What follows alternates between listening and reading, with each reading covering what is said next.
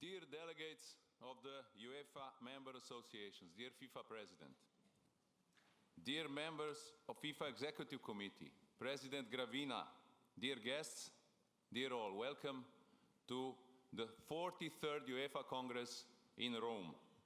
I invite the State Secretary to the Prime Minister Giancarlo Giorgetti to take the floor, please.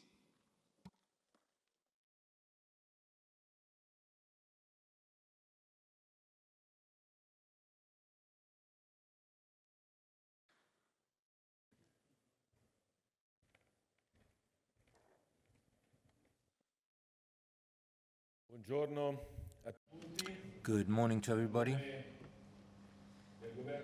On behalf of the Italian government, I would like to welcome you to Rome, in Italy. You represent football, a sport which is loved by all Italians. I would like to wish you a very successful meeting in this wonderful place, as the city of Rome will be hosting the inaugural match of the European Nations Cup of 2020 and the Under-21 Championship. And for the Italian government, it is a great honor to support the organization of these events. And obviously, we hope, together with the organizing committee, to meet all the requirements, expectations, and standards, not just from an organizational, but also from a sports point of view. And we will also be very willing to undertake other challenges together with the Italian Football Association,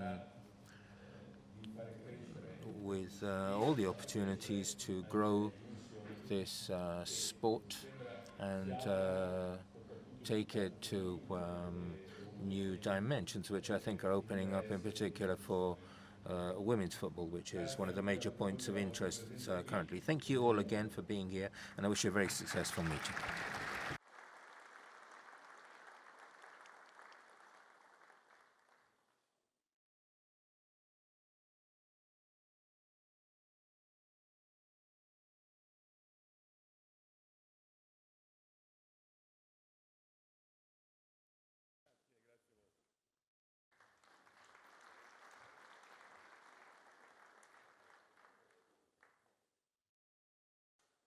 Now I invite the President of Italian Football Federation, Gabriele Gravina, to take the floor. Gabriele, please.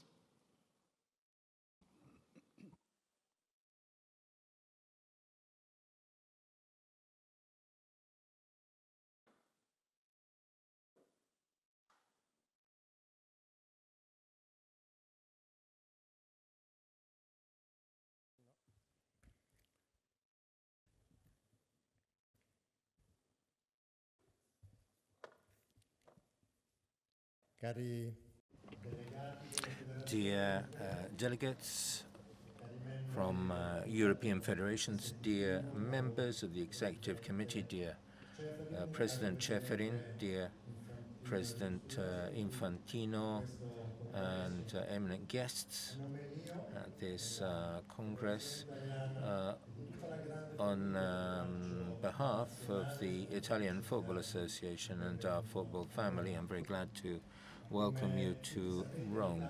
As you know, Italy is a country with a long-standing tradition in football. Football is a major cultural heritage in Italy, and something which involves all of our population with no distinction.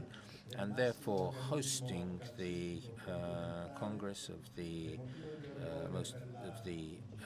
highest organization for football in Europe is a great honor for the Italian Football Association, and for this I would like to thank President Aleksander Čeferin and the Executive Committee once again.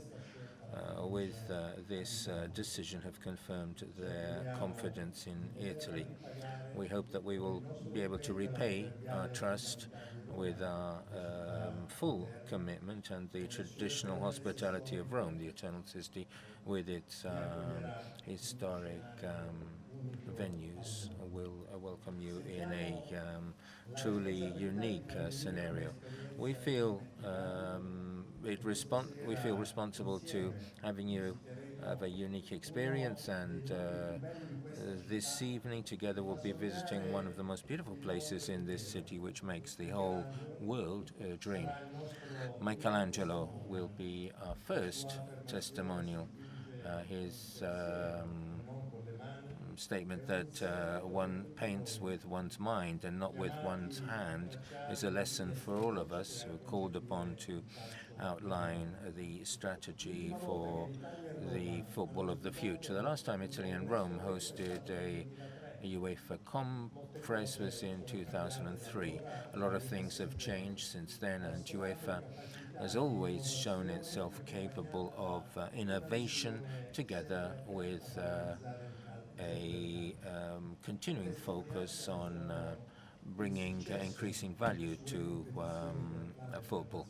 This is shown by the growing success of its club and nation competitions, which excite sports fans not just in Europe but all over the world.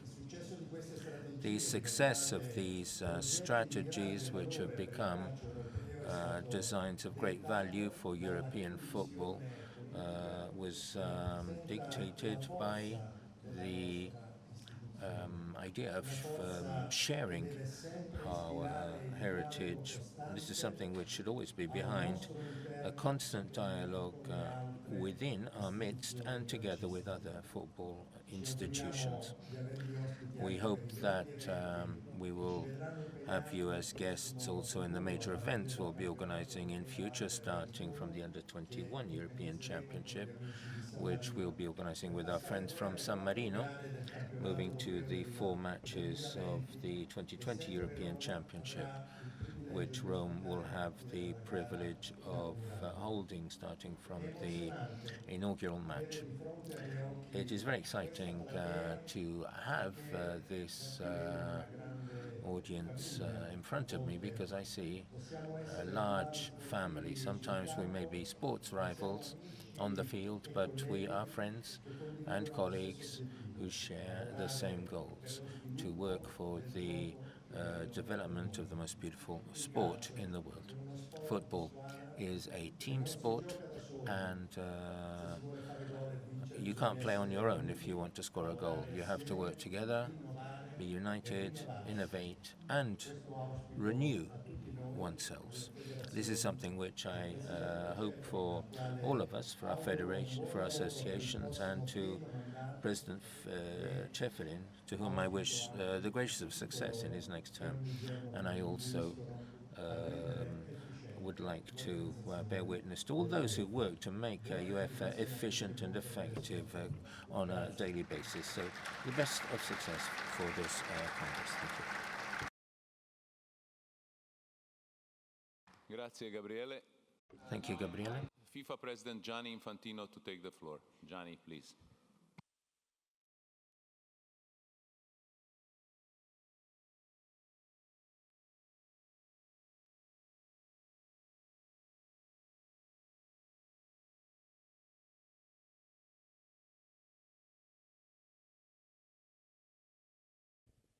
Dear delegates, dear President of UEFA, dear Aleksander, caro Sottosegretario, caro Presidente della FIGC, caro Gabriele, dear members of the EXCO, dear guests, è un grande piacere. It's a great pleasure, and I'll talk in Italian too, say a few words in Italian since my language, and it's a great pleasure for me to be in Italy, to be at the UEFA Congress. It's an important Congress, an electoral Congress, and I would like to start in Italian in order to thank, of course, the Italian Football Association and Gabriele Gravina for welcoming us here, for their support and help. As an Italian abroad, this is a matter of great pride, and obviously I want to thank all the European football associations who, together with their help, support, help us to work for the good of football, European football, and of course world football. And I'd also like to thank Russia for having organized a magnificent World Cup. I think the finest World Cup ever, which was crowned by the success of France. So well done to the world champions and the excellent performance of all European teams. Well done, Europe. Well done to all the federal associations, and just to publicize a FIFA competition from 7th of June to 7th of July. We'll have the Women's World Cup in France, which I'm sure will be the finest World Cup ever. You're all invited to FIFA Congress and also to the Women's World Cup to celebrate women's football. What can I say else? You know, it's for me always an emotion to speak in front of UEFA, in front of the UEFA members. And it's not easy as well, because I've spent here many, many years. And if I look back, I remember that when I started in UEFA almost 20 years ago, the revenues of UEFA from the Champions League and the Euro together were actually even lower than the revenues of the World Cup of FIFA on its own. This has changed, of course, radically to the positive, obviously, for both organizations, but mainly for UEFA, thanks, of course, to the vision and to the work of the leaders of UEFA. President Lennart Johansson is here, and many others, and all of you who have contributed with your work to make this organization and all 55 member associations and all leagues and clubs in Europe flourish and become better and better and better. And moving from UEFA to FIFA, that's a little bit what we have to try to do now, to gain back the time that was lost in the past decades, where in UEFA, we all together invested in football, in the development of football, and try to bring this as well over to FIFA and to the world. And I would like at this stage as well to welcome, of course, and to say hello to Victor Montagliani, President of CONCACAF, and to the other representatives of the different confederations present. We want to be innovative. We have now the luck to be at the head of an organization of FIFA which is strong, which is solid, which had record revenues, record development programs, and record reserves, but this is for later at the FIFA Congress. And we want to continue to develop, because football is global. And football deserves to be developed globally, and this can be done only if we work all together, if we exchange, if we speak, if we discuss, if we debate. This is the way I see us all together moving forward. But this is the UEFA Congress. It is an important Congress. It is an electoral Congress. I would like already now in advance to congratulate Aleksander for his re-election as UEFA President, to congratulate all the members who will be elected today in the different instances of FIFA and of UEFA, to wish you, of course, a great Congress, and to guarantee you support, collaboration, and development of football in Europe and all over the world. Thank you very much for your attention. I wish you a great Congress. Thank you.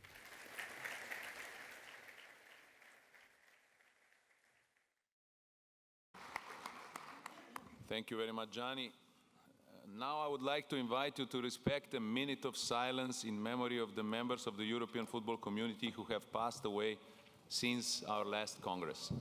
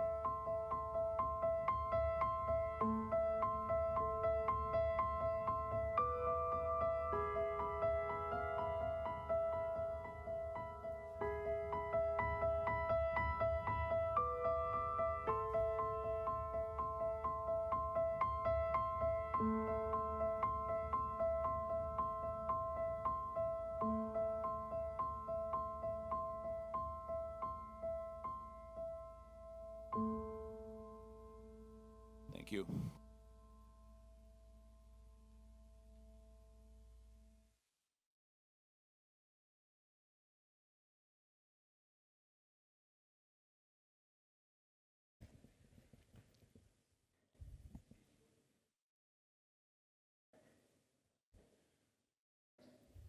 National Association presidents and general secretaries, FIFA president, representatives of the Italian government, PGC president, colleagues from the executive committee and European members of FIFA Council, representatives of other confederations, ECA board members, honorary president and honorary members, dear friends. So, what's going to happen now? What's going to happen now? That is the question many people were asking when I was elected 2.5 years ago. It was a legitimate and pertinent question, a question that I asked myself, to be completely honest with you. It was, my friends, a bit of a jump into unknown. For you, for the clubs, for our partners, for UEFA, and, to be very honest, for me too.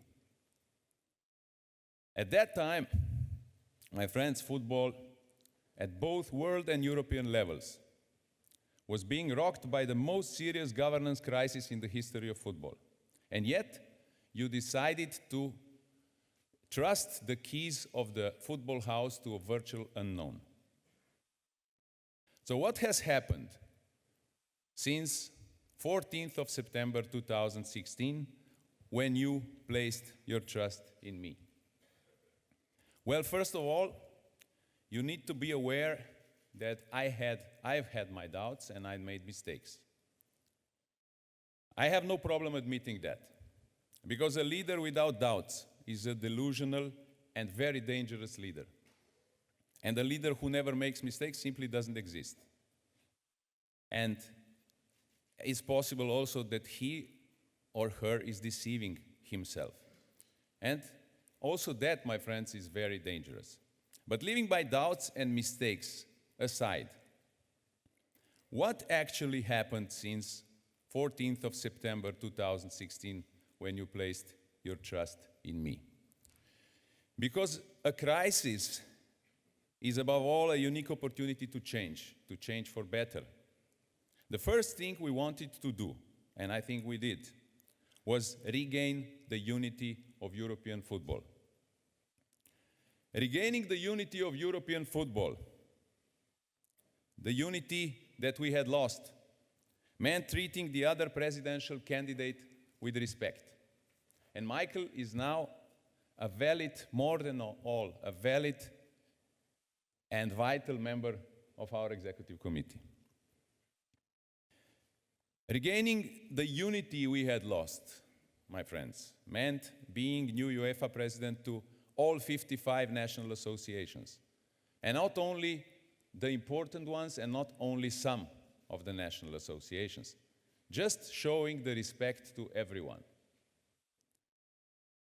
Regaining the unity we had lost, my friends, meant allowing ECA and European leagues representatives to sit in our executive committee to hear their voice. And regaining the unity we lost meant signing the Memorandum of Understanding with European leagues. Lars Christer, we may not show enough, but we are delighted that you are a fully fledged member of our ExCo. There are tensions, I admit that. We don't always agree on everything, and we will probably never agree on everything. But we respect and understand your opinions. We'll never be able to follow all your recommendations because our interests are not always the same. But we influence our decisions, and for me and for us, it's important that you know it. My friends, regaining the unity we had lost meant working hand in hand with FIFPro to protect the interest of players, especially their health and dignity. I would like to thank Bobby for a great cooperation, but we shouldn't stop with issuing statements when something happens. We have to do more. And we will do more. I think we agree about that. Regaining the unity we had lost meant joining forces to protect the interest of European football from projects about which too many questions still remain unanswered. National Association presidents and general secretaries. Our meeting in Dublin in December showed that, thanks to you, European football is not only united, but also wise, prudent, and responsible. And this is a big thing, my colleagues. Finally, regaining the unity we had lost meant having honest, direct, and uncompromising dialogue with our clubs. It seems that shortly before my elections, European clubs were considering a breakaway. We talked to each other, we listened to each other, we understood each other, and now we are united again. Andrea and Kale, chairman of the ECA in those 2.5 years, thank you for everything you have done for the last 2.5 years to bring European football together again behind the same ideal. Andrea, we went to Brussels together to speak to the European authorities with one voice, and we sent out a strong and clear message. While the two of us continue to lead respective organizations, there will be no Super League. And it's not a promise, it's a fact. To prove it, yesterday we signed the MOU, Memorandum of Understanding, with the ECA that lasts till 2024. And this is only the start. ECA chairman, ECA honorary chairman, ECA board members.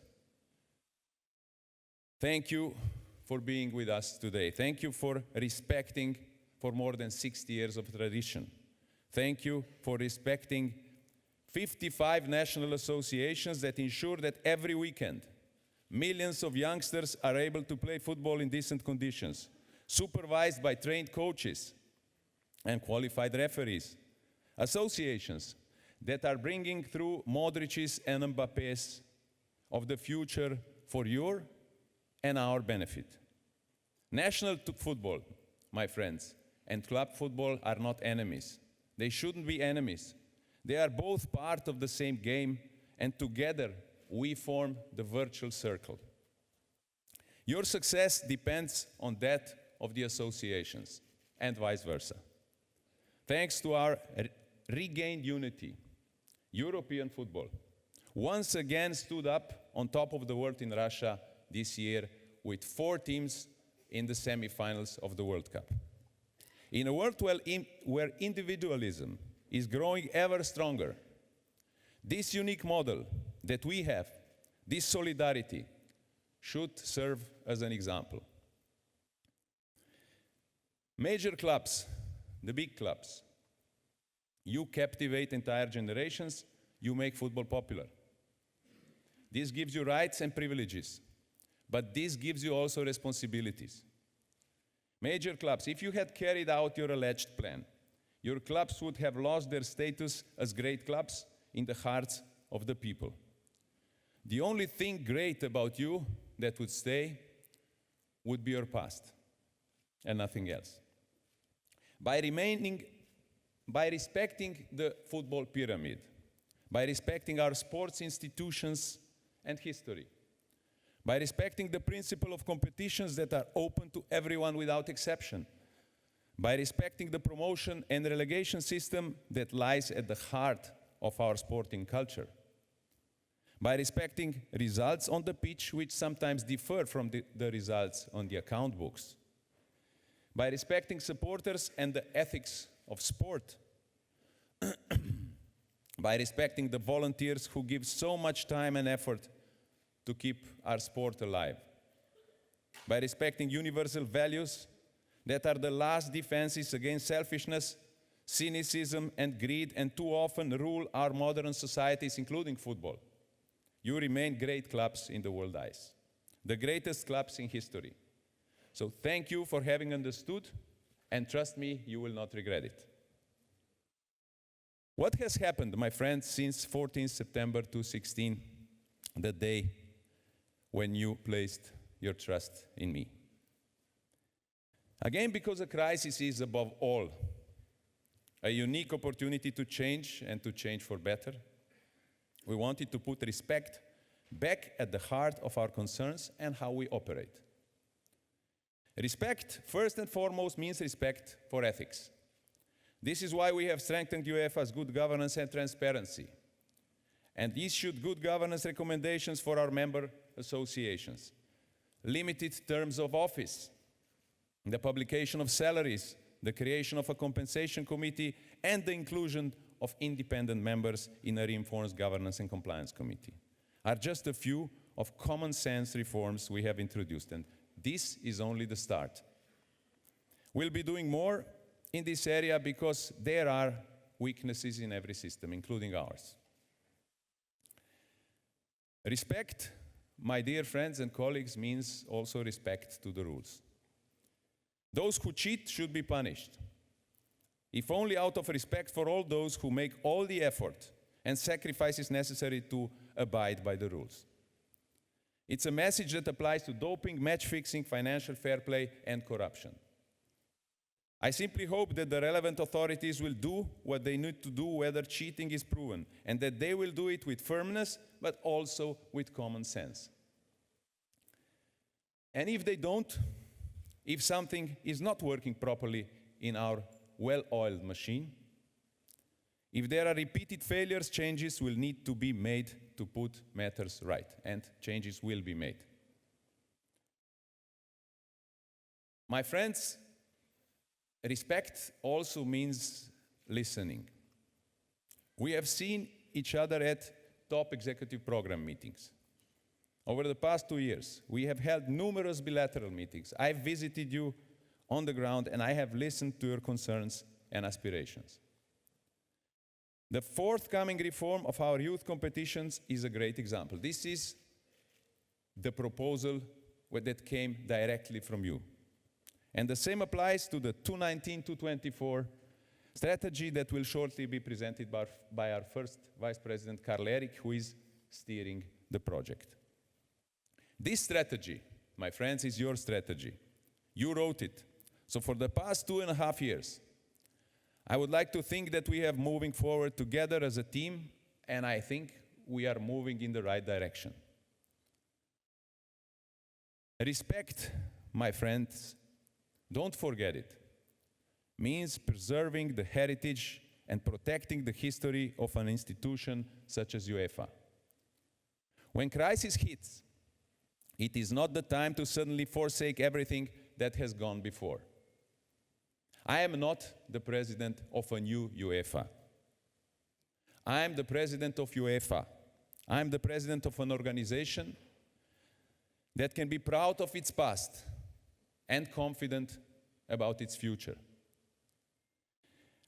All previous UEFA presidents and general secretaries, without exception, have played their part. One visionary after another has led this institution over the decades, and some of them are with us today. And I would particularly like to spare a thought for one of our very first general secretaries, Pierre Delaunay, who had a post between 1956 and 1959 and died a few years ago at the age of 99. Respect, my dear friends, also means having confidence in our administration, which brought us through the worst of the storm and continues to serve all 55 national associations day by day. A special thank you to Theodore and your team, actually to our team. Respect, that is the key word in our organization, means also respect for diversity. Women's football does not need to be developed just because it's a fancy thing to do, or because political correctness says so. It needs to be developed because we believe in it, and because, my friends, in 2019, men and women should be treated equally, because it is quite simply the right thing to do so. In 2017, for example, thanks to Dutch Football Association, we organized the best Women's Euro ever. I can admit that we always say it's the best Euro, but this time it's true. We have created a unit dedicated to women's football. We have launched a Women's Futsal Euro. Yesterday, Executive Committee adopted a highly ambitious women's football strategy, and very soon we'll be allocating a record budget for the development of women's football in order to meet the objectives that have been set out.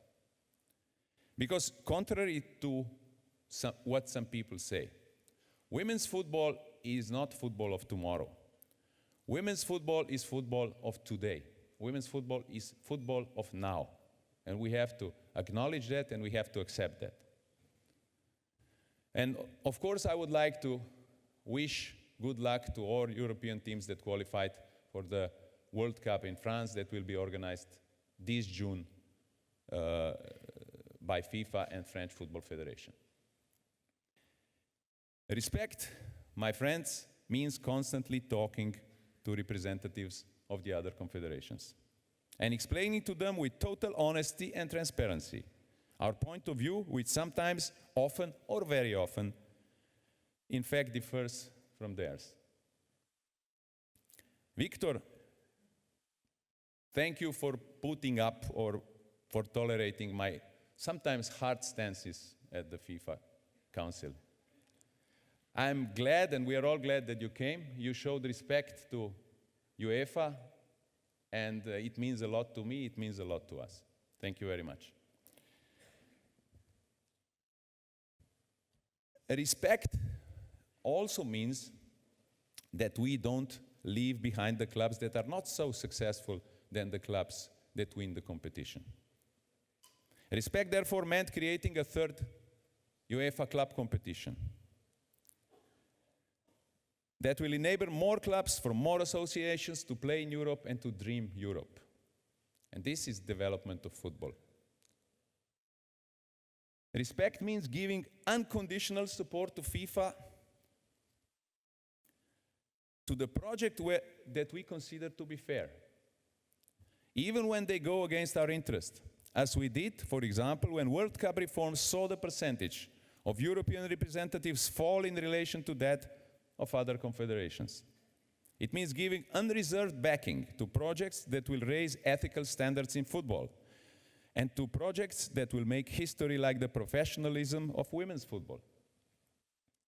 Two examples among many where European football has worked hand in hand with Zurich and the other confederations. But respect, my friends, also means telling our friends, family, colleagues, and partners when we disagree with them, and when we think in all humility that they are wrong. It is often the yes men who lure readers to their demise. And conversely, it is often those who disagree in a measured, reasonable, and constructive way, even if they sometimes do so in a direct, uncompromising fashion, who do them the greatest service, help them move forward, and prevent them from making mistakes. By telling FIFA that we disagree with their current proposal of the Global Nations League and the Club World Cup, we show them respect, and we show mainly respect to football, the game we love and the game we should protect. We sincerely hope, and I am optimistic there, that FIFA will also show us respect by listening to our views, because UEFA deserves respect. What else, my friend, has happened since 14 September 2016, when you placed your trust in me? Crisis is, above all, as I said, a unique opportunity to change, always a unique opportunity to change for the better. So we wanted to restore hope and to give new meaning to the word solidarity. Restoring hope and solidarity more than anything means redistributing as much revenue as possible. In a few minutes, we'll be revealing to you the highest revenue figures in UEFA's history. Thanks to income of around 5.7 billion and a redistribution rate of over 80%, we will be giving more money back to our sports than any other sport association in the world in history. More money for participating and non-participating clubs and national teams. More money redistributed through Hat-Trick 5. And more resources for everyone to develop football in our continent. And my friends, that is called solidarity. That is solidarity. Restoring hope and solidarity also means breaking down borders and helping the confederations and non-European associations in greatest need in an unselfish and non-patronizing way. Thanks to the new UEFA Assist program, we are helping to develop our sport also in other continents. Restoring hope and solidarity means launching new competitions that enable all national associations, without exception, to dream. New competitions that at least enable every single national association to play meaningless matches. The UEFA Nations League is unique. The UEFA Nations League already is a tremendous success and represents the future. I would like to wish good luck to Portugal, Switzerland, Netherlands, and England, to Peter, Michael, Greg, and Fernando. May the best team win. Finally, my dear friends, restoring hope and solidarity means thinking about more than just ourselves. It means thinking of our society. It means thinking about our children, about future generations, and about our planet. This is why we launched the Equal Game campaign, promoting access to football to all, regardless of disability, background, religion, or sexual orientation. This is why, with your cooperation and the help of an NGO specializing in this field, we have launched a child safeguarding program designed to ensure that children are never subjected to abuse of any kind in a football-related context. This is why I personally support the Common Goal initiative, following the example of great football players and men like Juan Mata. This is why with the assistance of 21 national associations, we launch an initiative for child refugees so that displaced children can rediscover the joy of living, the right to play, the carefree way of life, and the dignity that every single child in this world deserves. This is why we have joined and given our official backing to the United Nations Sports and Climate Initiative, because climate and environment issues concern everyone, and football does not and shouldn't live in a bubble. Finally, this is why since 2016, we have tripled our funding to the UEFA Foundation for Children, a foundation that financed more than 180 projects benefiting more than 800,000 children around the world. Some of them living in refugee camps such as a Zatari camp in Jordan. Dear Ali, your country is a true model of welcome and tolerance. I personally visited the refugee camp twice, and I would just like to congratulate you for what you are doing for these children. You do so much with so little, and we should all be inspired by your example. Thank you very much for that. This short summary of UEFA's activities, maybe it's not short, but I have a feeling it's short, outside the strict framework of football, shows that the promise made at my first Congress has been kept. Yes, UEFA became a true social fair play organization. And yes, UEFA continues to always defend the universal values that are in the DNA of our sport: tolerance, sharing, and equality, on and off the pitch. In this regard, dear Gabriele, dear FIGC President, I congratulate you on the measures recently taken by the FIGC in its fight against racism. Don't listen to the easy and gratuitous criticism of some. You have taken the right decisions, and you have our full support. So there we have it, a brief overview of what happened since 14th September 2016, when you placed your trust in me. Might only be a resume, but I hope it's only the start. Thank you very much.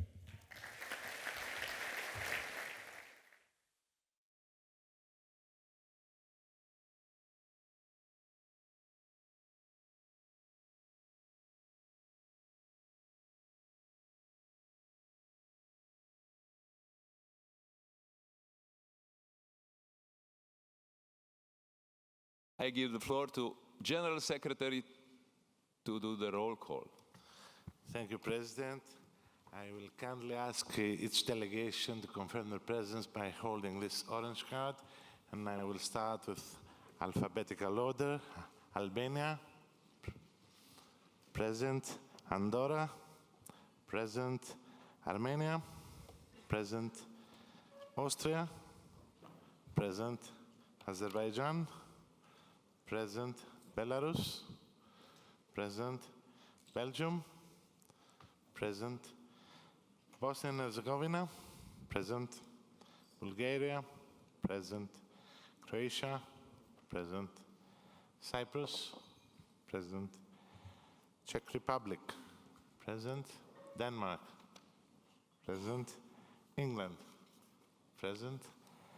Estonia, present. Faroe Islands, present. Finland, former Yugoslav Republic of Macedonia. It's probably the last time I said, that's why it didn't work. Present. France, present. Georgia, present. Germany, present. Gibraltar, present. Greece, present. Hungary, present. Iceland, present. Israel, present. Italy, present. Kazakhstan, present. Kosovo, present. Latvia, present. Liechtenstein, present. Lithuania, present. Luxembourg, present. Malta, present. Moldova, present. Montenegro, present. Netherlands, present. Northern Ireland, present. Norway, present. Poland, present. Portugal, present. Republic of Ireland, present. Romania, present. Russia, present. San Marino, present. Scotland, present. Serbia, present. Slovakia, present. Slovenia, present. Spain, present. Sweden, present, with two hands. Switzerland, present. Turkey, present. Ukraine, present. And Wales, present. President, I'm pleased to confirm that all 55 national associations are present in this Ordinary Congress. Thank you very much. Thank you very much, Theodore. Before moving to the appointment of the scrutineers, I would like to ask you if you agree with the agenda sent to you ahead of this Congress. Do you agree? Anybody doesn't agree with the agenda? Any questions or proposals related to the agenda? As this does not seem to be the case, I consider the agenda approved. Thank you very much. Floor back to you, Theodore, for your proposing of the scrutineers. Thank you, President. I would like to remind the national associations that everybody has one vote regarding this Congress, and to appoint one person in order to represent your association today. You have 3 cards in front of you. As always, you have the green card, that means yes, the red card, that means no, and the yellow card, that means that you abstain. Please keep holding the votes in order that for the scrutineers to be able to count correctly the number of votes in each section. Now, for the appointment of the scrutineers, we propose the following 2 delegates. Ekaterina Fedeshina from Russia, in the sector on my left, which representing in total of 30 votes, and Joël Wolf from Luxembourg on the sector to my right, representing a total of 25 votes. This would be my proposal, Mr. President. So, if you agree with the 2 proposed scrutineers, the ones who agree, please raise green cards.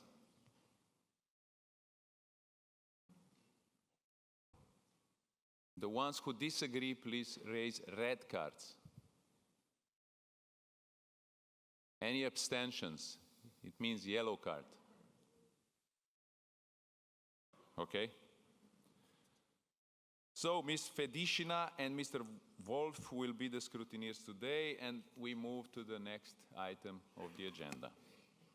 Theodore, 3 delegates to verify the Congress minutes, please. Thank you, President. The 3 delegates that we propose to verify the Congress minutes are Patrick Nelson for the English version, Peter Bossart for the French version, and Thomas Hollerer for the German version. Thank you, President. Do you agree with the 3 proposed delegates? If you agree, please raise your green card. If you disagree, please raise your red card. An abstention, it's not yes and not no, is the yellow card. Okay, thank you very much. We can now address the next item of the agenda, the reports of the UEFA President, Executive Committee, and Administration. Ahead of this Congress, you received, with a circular letter, the report of the UEFA President and Executive Committee and the report of the UEFA Administration, which summarizes our achievements and activities during 2017-2018 season. In this connection, I would like to invite you to have a look at the video that's summarizing the reports.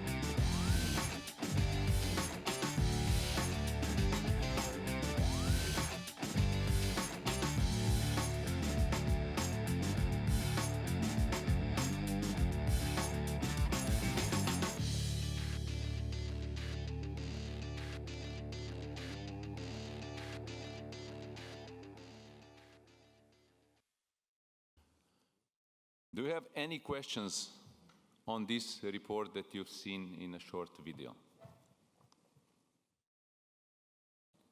If not, I would ask you to accept these reports by raising your green cards.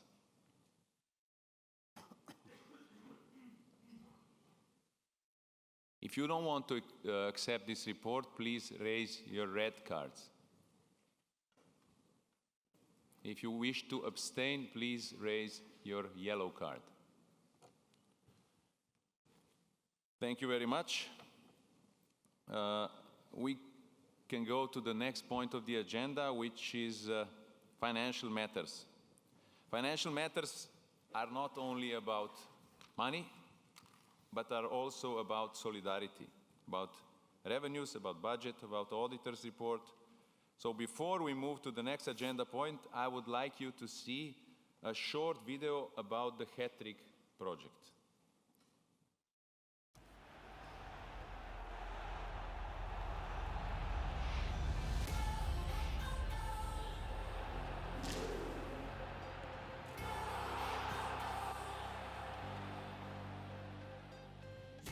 All iconic players have one thing in common.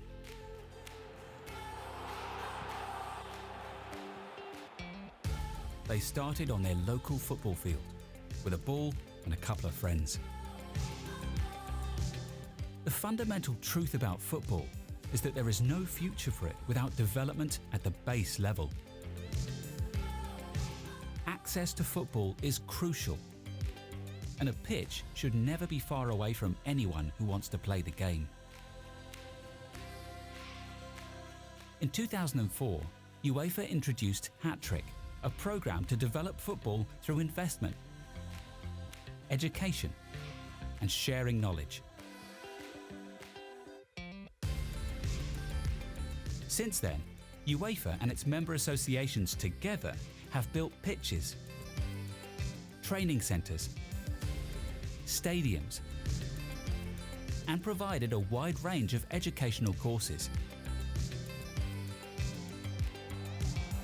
The funding for Hat-Trick comes directly from the earnings of the UEFA European Championship.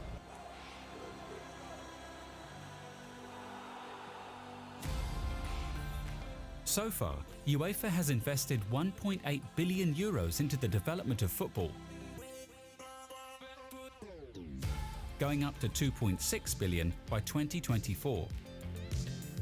This makes Hat-Trick one of the largest sports development programs in the world. And it not only helps to make football widely available for everyone, it also secures the future of the sport at the top. So everyone can share the passion for football for years to come.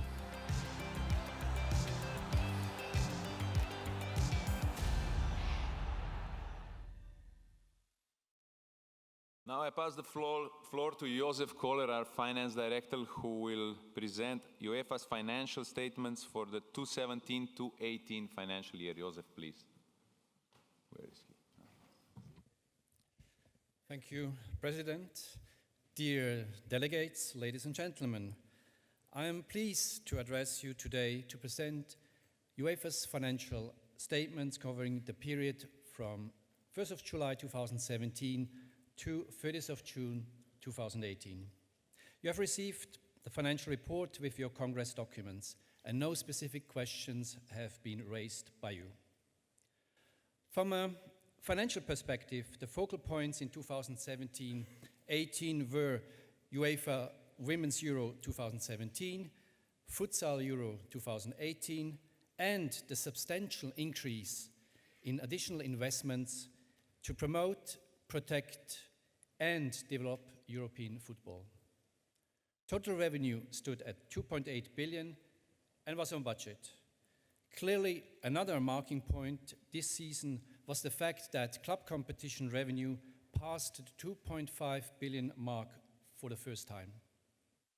UEFA paid 275 million in solidarity, with an additional amount put aside for UEFA's Foundation for Children. In my introduction, I would like to highlight the fact that UEFA increased investments in other competitions and education by 28 million. The balance sheet shows continuous solid financial situation. As at 30th of June 2018, the total stood at 3 billion. This represents an increase of more than 600 million compared with the previous year end. The main reason is substantial advances from media and commercial partners for the coming seasons. The situation in the financial markets and interest environment is very slowly stabilizing in Europe. However, an upswing in interest rate is not likely to happen soon, which makes it difficult to invest over a longer period. To address this, UEFA started to make payments to member associations at an earlier stage and will continue to do so. In this respect, you will find a circular letter in your post on Friday. Total reserve decreased by 5 million to 621 million, linked to the negative net result for the period. On average, UEFA is growing 10% every year. Although we accounted for a natural decrease last year due to the lower number of European qualifying matches, that number serves as recognition basis. From total revenue of 2.79 billion, 2.26 billion was generated from sales of broadcasting rights. A further 454 million came from commercial rights. And in a year without Euro, revenue from tickets and hospitality is always lower. Turning to the income statement, the net result of minus 5 million euros was better than budget and in line with our strategy, whereby the profit generated in 2016 is being used to finance the following 3 years. This slide highlights the fact that revenue is mainly paid out as distribution and solidarity. The financial report provides information on employee salaries, which remained on the same level as the previous year. As already mentioned, an upswing in interest rates is not likely to happen soon. For short-term investments, which represents a large share of total financial assets, UEFA was for the first time charged negative interest. But total interest income was still slightly up, thanks to income from long-term investments, as well as investments made in currencies other than the euro. I would like to remain brief, but like to pick out some of the important topics of this financial year. For instance, the European qualifiers, with the Week of Football concept, which has turned out to be a major success. The centralization of rights boosted and more than expected, bringing in 1 billion euros. UEFA fulfilled its promises by distributing as much as possible to the national associations. And at the same time, competition costs remained on budget. The lion's share of distribution went to the UEFA Champions League club. The lower number of European qualifiers had a natural impact on total distribution, which is slightly down as a result. Meanwhile, the Women's Euro was not only a success on the pitch, but also in financial terms. And the Executive Committee had no hesitation in increasing the distribution from 2.2 million in 2013 to 8 million for the 2017 edition.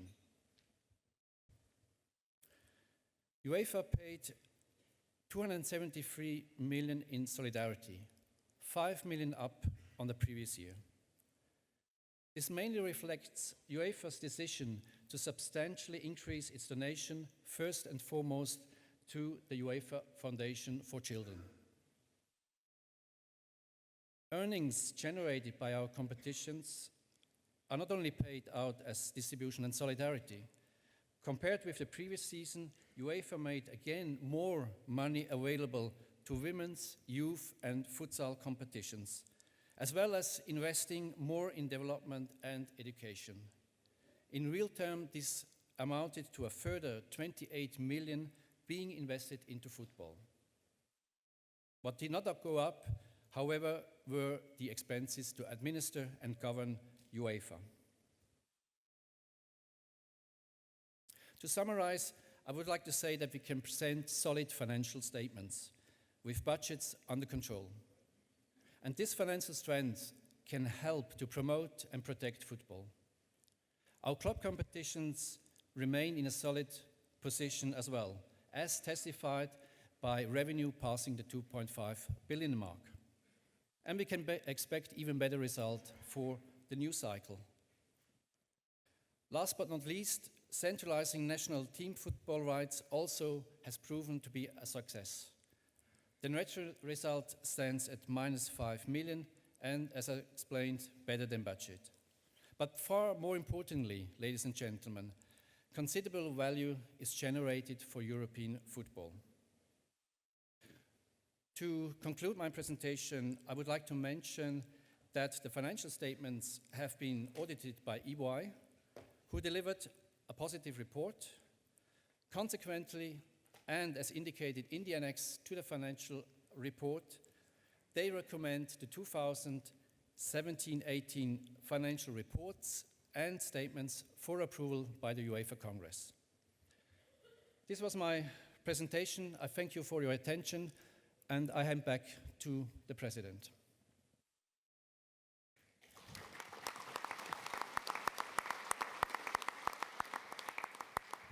Any questions for Josef about the presentation? If not, then thank you, Josef.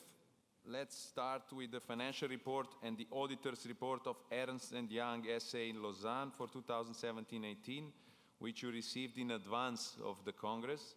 Do you have any questions or comments on these two reports, maybe? Do you acknowledge the reports? You don't have questions? I can imagine that you do. Then I will continue with the consolidated financial statements for 2017-2018. Do you have any questions on those financial statements? Then, if you wish to approve the financial statements, please express that with raising your green card.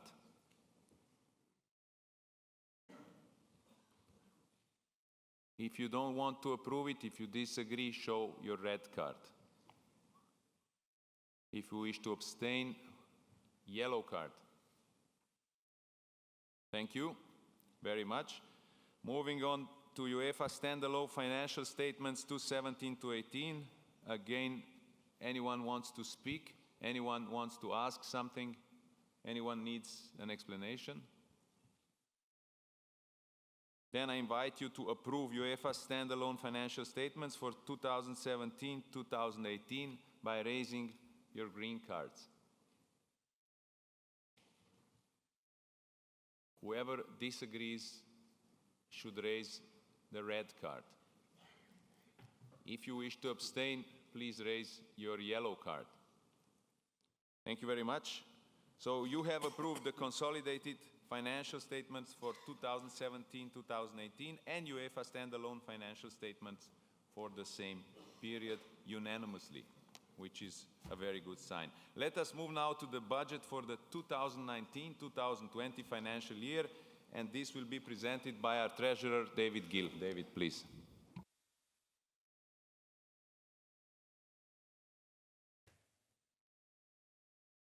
Thanks.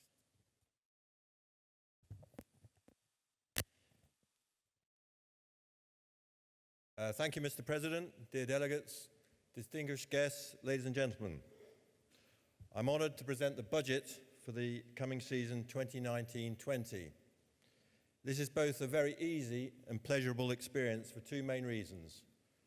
Firstly, the figures are very impressive, and secondly, the word Brexit does not appear in my speech. You received detailed information with your Congress pamphlet. I will therefore be brief and focus on the main pillars of the budget, as well as providing you with some insights on specific topics. The budget has been prepared with prudence, Although results are usually better than budget, as Joseph just told you, we still prefer to be conservative in our estimates to be covered for any unforeseen events. The Finance Committee and Executive Committees have both reviewed and approved the budget proposal of the UEFA administration. Clearly, Euro 2020 will be the cornerstone of the budget. Together with our club competitions, revenue continues to grow, which at the same time leads to higher distribution and solidarity payments in favour of member associations and clubs, and supplies UEFA with the necessary funds to develop many aspects of the game, such as women's football, youth football and futsal, to name but a few. All the financials I'll now talk about will be in euros unless otherwise stated. As was being mentioned before by the President, budgeted total revenue comes to an impressive 5.72 billion. Let me repeat that, 5.72 billion, which is a truly staggering figure for 1 year. UEFA controls roughly 2,400 games, puts on 2,400 games during the year across all aspects of football, and that equates to roughly 2.5 million euros per game. But in the currency of today, in the smartphone era, roughly 11.5 million iPhones. We are budgeting Euro 2020 revenue in excess of 2 billion and a 27% increase in Hat-Trick 5 funding. The net result comes to an estimated 136 million.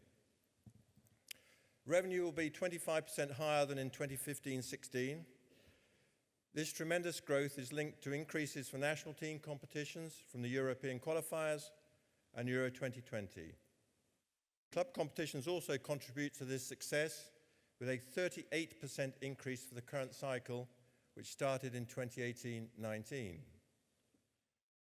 Turning to revenue by nature, the importance of broadcasting is clear, corresponding to nearly 70% of total revenue, a growing trend which will impact UEFA's strategy going forward. Commercial rights come close to the 1 billion level, and in a financial year with a euro, the revenue from tickets and hospitality contributes significantly to total revenue because of the higher number of matches sold directly by UEFA, with revenues of 471 million generated by Euro 2020. As mentioned, UEFA is budgeting for revenue in excess of 5.7 billion, an impressive increase of over 1.1 billion compared with the Euro 2016 financial year.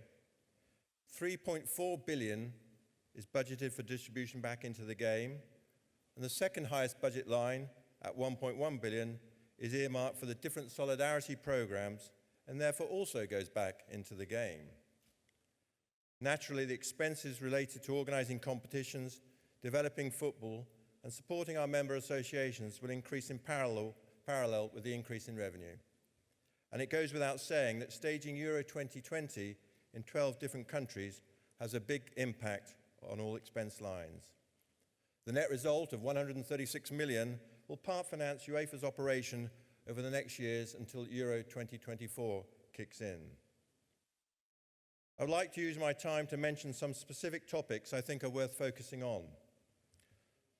The first slide shows you the source of net income and therefore how UEFA is financed, with roughly 46% coming from national team competitions for both cycles and 48% and 45% respectively from club competitions. As the President said in his speech, it demonstrates an almost equal split between both and demonstrating that UEFA needs to both nurture and develop both elements to ensure that the European game continues to thrive. Now I'd like to give you some information about Euro 2020, obviously the biggest budget item in the year. Total revenue is expected to pass the 2 billion mark and will be 9% higher than for Euro 2016 in France. Higher revenue allows for higher distribution. A total of 371 million will be distributed to the participating associations. This is 70 million more than Euro 2016 and represents an increase of 23%. The winner can earn 34 million, which is 7 million up on 2016. So I think, if you forgive me, I say, come on, England. Compared with Euro 2016, broadcasting rights revenue goes up by 7% and commercial rights by 5%. Thanks to higher stadium capacities, ticket and hospitality revenue is expected to be up by 19%. Total competition costs are budgeted at 684 million, the largest part of which relates to the direct costs of organising the tournament. It goes without saying that due to the decentralised nature of the tournament in 12 countries, economies of scale are difficult to achieve and competition costs are up. But the experience of Martin Callan and his staff in organising complex tournaments, combined with the cost controls in place, will ensure that costs are managed in the right way. The contribution to European football of 827 million will not remain within UEFA. It will be invested straight back into the game, primarily into the hat-trick programme and to finance UEFA's activities in years without a Euro. 2019-20 is the second season of the current three-year club competition cycle. There is only a small increase in total revenue because for most contracts, the rights fees were agreed for all 3 seasons. We budget 3.25 billion in revenue, and from that total, 2.55 billion will be distributed to the clubs participating in our competitions. Competition costs are up slightly at 280 million, and the 178 million you see on the slide represents UEFA's agreed share and is an important amount that is reinvested directly into football, first and foremost in women's and youth competitions, but is also used to finance football development and education activities, as well as to cover administrative and institutional costs. The distribution increase follows the overall growth in revenue, and within 5 years, UEFA has more than doubled its distribution.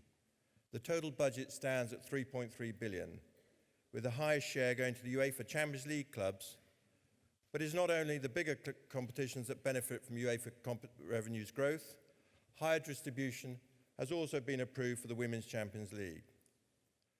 As we saw on the video on the hat-trick programme, it's so important to us, and that started back in 2004, and since then has had a positive impact on the development of European football, helping to strengthen the roots of the game across the continent, and it has become one of the largest solidarity and development programmes ever to be established by a sports body.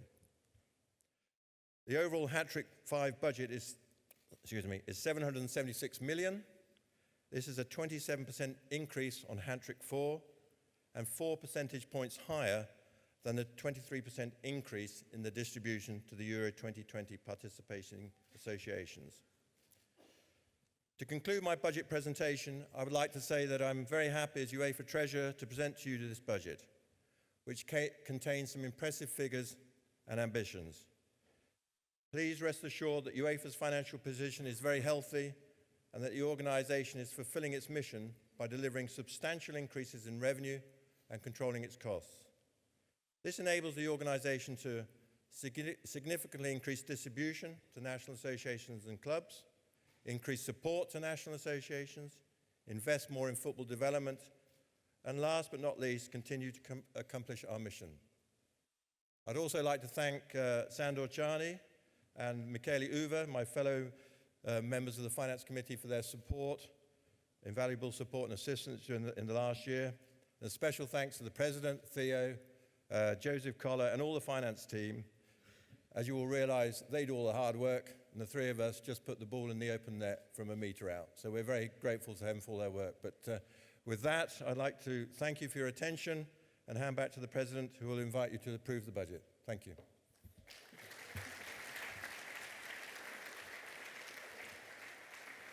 Thank you very much, David. Any questions for David except Brexit? He doesn't like to reply. Any questions? If not, David, thank you very much. Great presentation. I invite you to approve the budget for 2019-2020 financial year by raising your green card.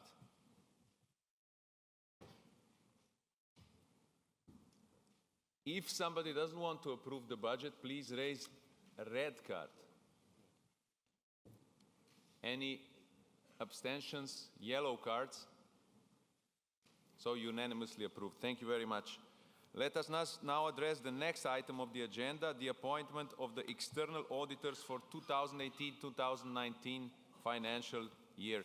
The Executive Committee recommends that Ernst & Young in Lausanne be appointed as UEFA's external auditors for 2018-2019 financial year. And if you agree with the proposal of Executive Committee, please raise your green cards.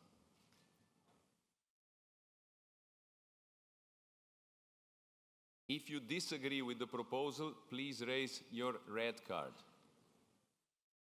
Any abstentions? Yellow card. Unanimously, thank you very much. That concludes all the financial items of the agenda, and it shouldn't look that we just thank each other, but I would like to thank David and Shandor and Michele for their excellent work. Now we go to the UEFA committee reports, and these, as you well know, take the form of a video summarizing the recent activities of various committees, and this is a practical way to bring you up to date with the work of the committees in a short or not so short video. Video, please.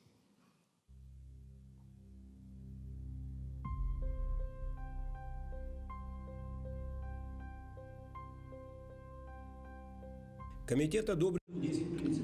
committee approved the 10 principles for effective good governance for UEFA's member associations, which were drafted by a working group set up specifically for this purpose. It was decided that these principles should be adopted as recommendations for member associations with a view to strengthening effective good governance at the national level. The committee was briefed about and gave due consideration to governance issues relating to specific member associations.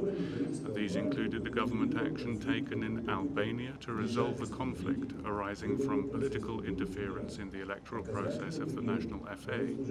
Another issue on the agenda was the successful completion of the work done by the Football Association of the Czech Republic to bring its regulatory documents into line with the UEFA statutes. The Czech FA's Congress recently approved all of the necessary amendments in this effect. We also received a report on football in Crimea. We also heard about the latest results of the kit assistance scheme extended till 2022.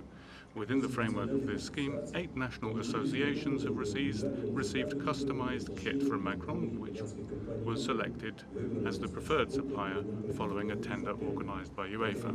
Finally, in an effort to increase the efficiency of its own work, the committee proposed certain changes to the current organizational regulations of UEFA as endorsed by UEFA's Executive Committee.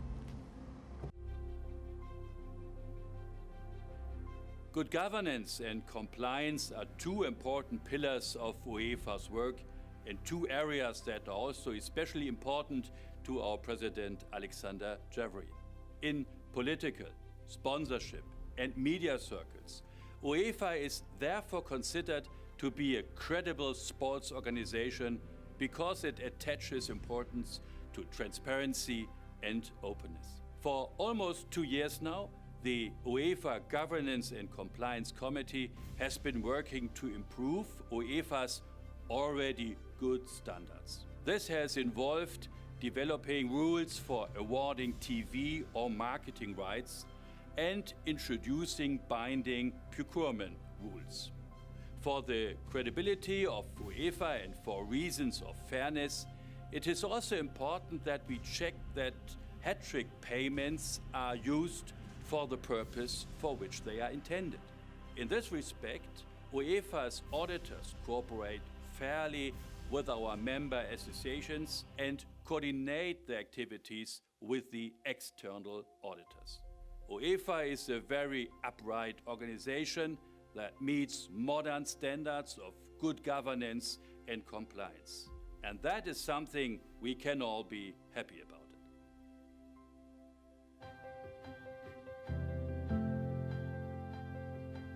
The Finance Committee advises and supports the Executive Committee on all financial matters for the benefit of European football. The financial performance of the organisation is monitored by comparing the budget with forecasts and actuals. The 2018 budget was approved by both the Finance Committee and Executive Committee in late 2017. Major items included the start of the UEFA Nations League and centralised friendlies, as well as the start of a new club competition cycle. Detailed work started on the Euro 2020 budget, with several review sessions to optimise competition costs. A review of UEFA's cost structure led to a cost culture initiative, which is now embedded into the whole organisation. The 2016-17 financial statements were reviewed and approved by the Finance Committee and Executive Committee, and both financial statements and the budget were approved by the 2018 Congress in Bratislava.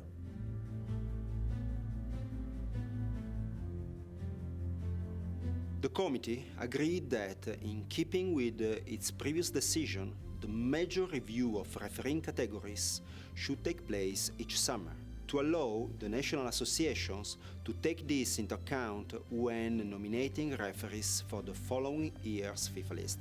Structural changes were agreed for the Center of Refereeing Excellence program for 2018. The main change being that different instructors would be deployed as main course leaders. Decisions by the International Football Association Board were also on the agenda. The committee heard that the trials involving sanctions for denying a goal-scoring opportunity and stopping a promising attack had now been adopted in the laws of the game, while 4 substitutions in extra time were now also allowed. The use of electronic devices in the technical area, as well as electronic communication between staff in the technical area to colleagues outside, was also now permitted. Regarding the use of video assistant referees, the referees committee showed the green light to the possible implementation in UEFA competitions. Following the advice of the referee convention panel, the committee proposed the admission of Kosovo into the convention. Work is in progress for the new version of the UEFA referee convention.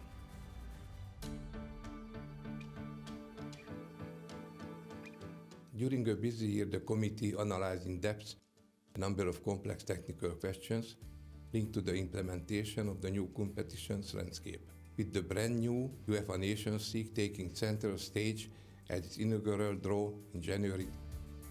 All competitions regulations were finalized and approved. The analysis was comprehensive because of the fact that the new UEFA Nations League and the special edition of Euro 2020 are interlocked. For example, discussions focused on formulating rules for the Euro 2020 playoffs with teams coming from the Nations League, defining criteria for friendly matches under the regime of the centralization of the rights, and compiling a balanced match schedule for Euro 2020 to be played in 12 countries. In addition, the committee performed its customary tasks, such as monitoring the preparations for the upcoming final tournaments, UEFA Euro 2020 and the 2019 Under-21 finals in Italy, all of which are well on course.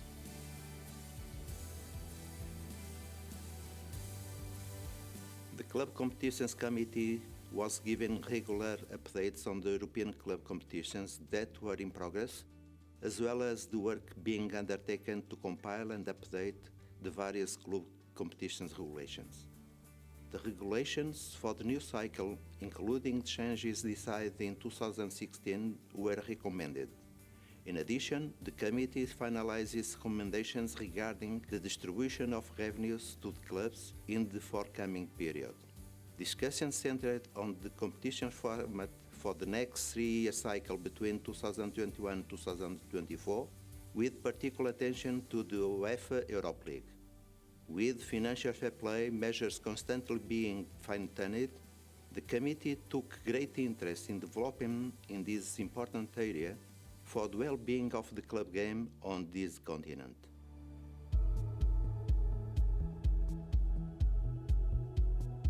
The committee discussed the regulations for the youth and amateur tournaments for the upcoming seasons and received updates on the ongoing competitions.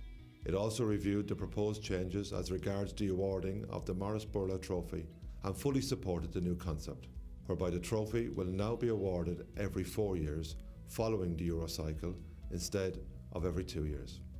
In addition to the winning association, The association, having progressed most over the same period of time, is also to be rewarded.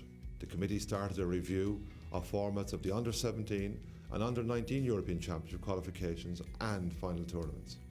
The committee was informed of the current football development programmes, as well as potential changes in FIFA's youth football structure and the impact that this might have on UEFA's system.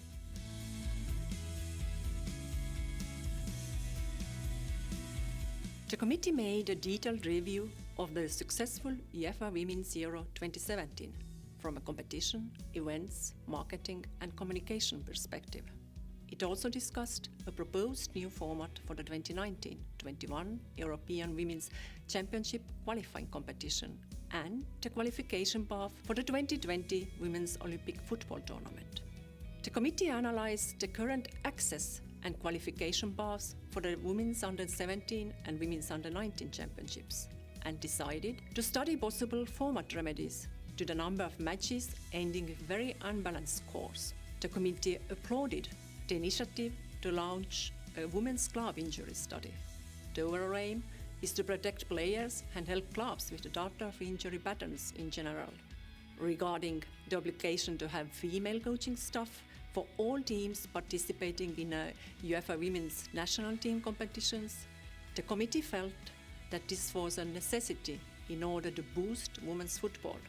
The committee agreed that this should be a recommendation for the 2019-20 season and should not become mandatory until the 2020-21 season.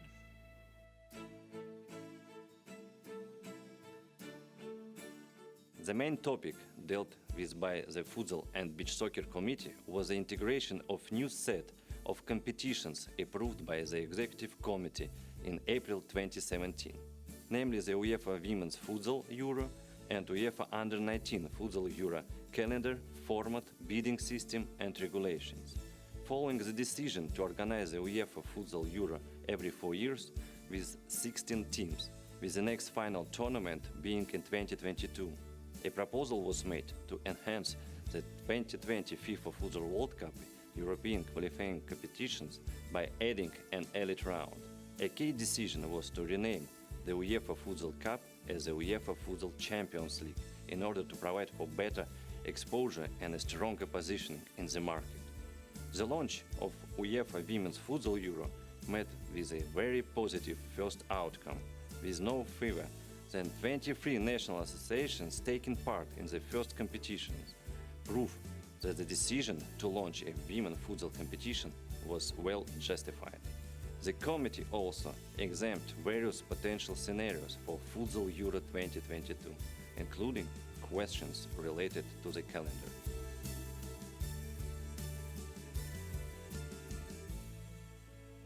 Within the review period, the Hat-Trick Committee and Bureau reviewed and approved 60 hat-trick projects and 15 UEFA Nations League Stadium Support Programme projects submitted by various national associations. Furthermore, all the UEFA Assist projects submitted to support the development of our sister confederations and their member associations have also been approved. A warm welcome was given to launch of HatPro, a platform that enables UEFA and its member associations to centrally manage the documentations linked to Hat-Trick and its various sub-programs. In addition, the Hat-Trick video was launched, and communication about the Hat-Trick program was also intensified.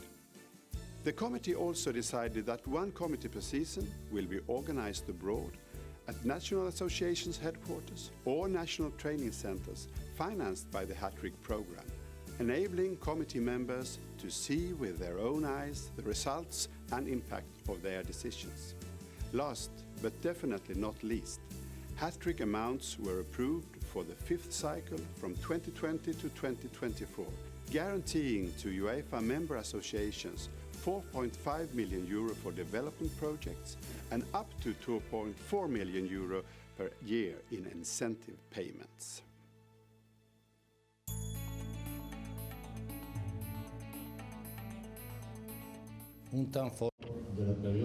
A highlight of the review period was the latest UEFA Coach Education Conference in Belfast. The event covered three key areas: reality-based learning, coach educator development, and further education. The JIRA panel covered various issues: coaches with multiple UEFA licenses, coaches from other continents, non-coaching convention members, long-serving professional players, guidelines for the number of participants and the rhythm of courses, and grassroots coach education. The Committee Bureau approved National Association courses in the specialist fields of goalkeeping and futsal, and a new futsal coaching manual was published. The Elite Youth Player Development Program is excelling. Thanks to hat-trick payments, high-quality structures, facilities, pitches and academies are helping to nurture top-caliber youth players across Europe. The Coach Development Program for Women is also progressing in terms of scholarships, funding and support. Finally, Minsk in Belarus will host the next UEFA Grassroots Conference in the first half of 2019.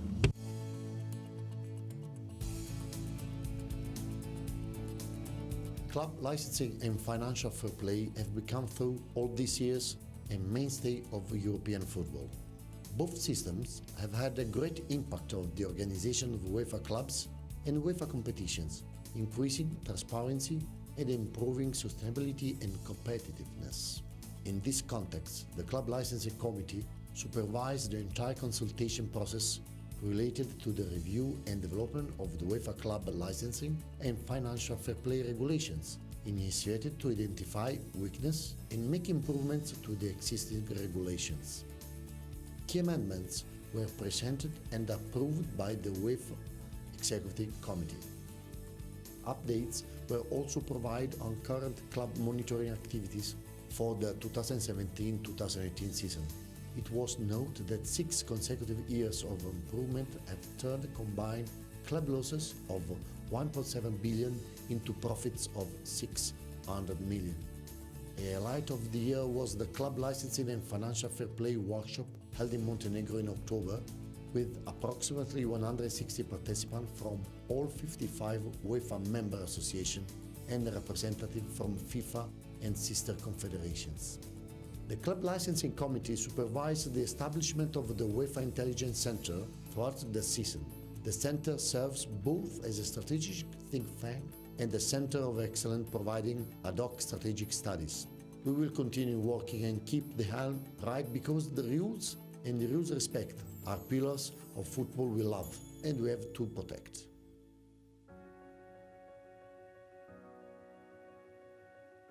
A variety of activities took place over the 2017-18 season. Support for Europe's national associations was constant. UEFA's Stadium and Security Strategy Summits involved all 55 national associations and their public authorities. Pan-European expert seminars and masterclasses for associations were held, as well as train-the-trainer stewarding courses. The committee welcomed the success of the latest annual UEFA EU Stadium and Security Conference and underlined the importance of this event. The committee was briefed on the enhanced cooperation between the Council of Europe, EU and UEFA, given the entry into force of the new Council of Europe Convention in late 2017. The Council of Europe's Convention provides essential good practice guidance, and it was agreed that an integrated multi-agency approach would be the key to success. Finally, the committee also focused on the issue of pyrotechnics in stadiums and consulted with experts to advise the UEFA Executive Committee.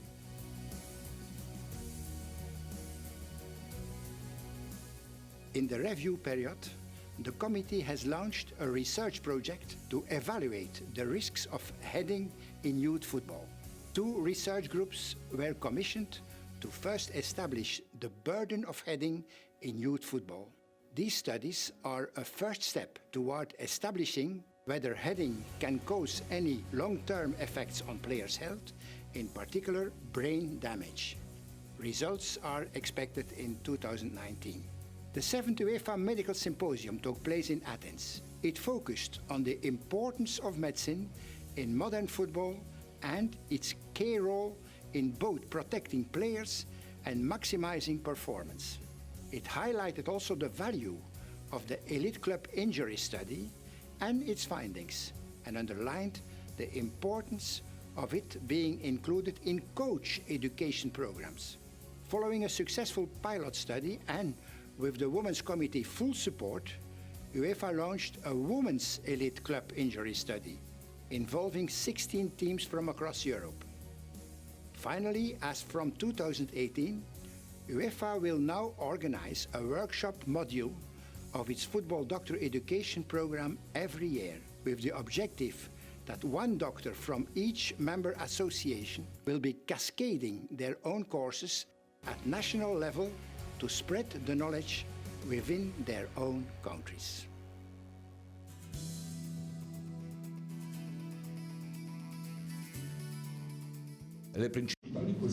Key discussions within the committee centered on training compensation and solidarity contributions, and what changes could be effected to better reward the training clubs.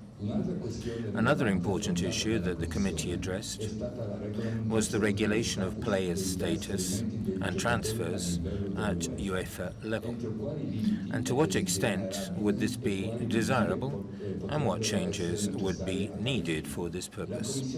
The committee was also given regular updates on legal challenges against FIFA's ban on third-party ownership of players' economic rights, as well as on the latest jurisprudence of the Court of Arbitration for Sport in relation to the protection of minors.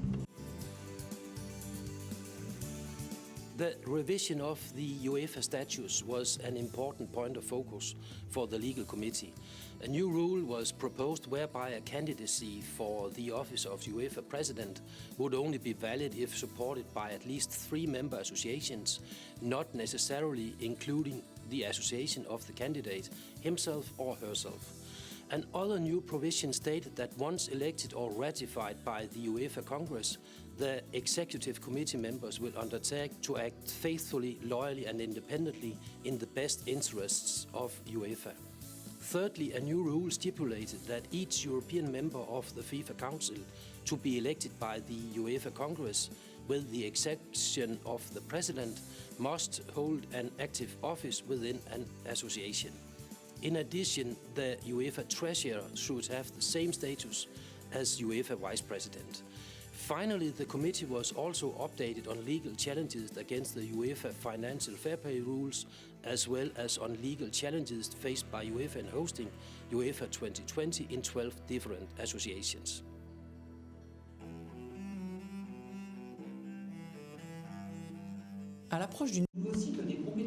With a new club competition cycle approaching, the Marketing Advisory Committee was given a comprehensive update and constantly briefed on the commercial concept and sales process for the period between 2018 and 2021.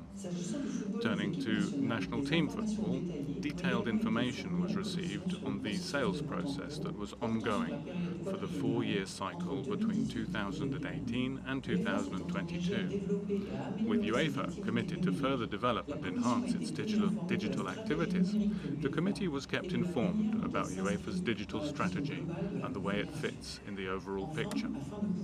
In order to be able to anticipate the future, further discussions focused on the latest trends in the media landscape, esports competition using UEFA video games, and the latest situation regarding licensing matters. The committee welcomed the success of the UEFA.com Team of the Year annual poll with 8.8 million votes.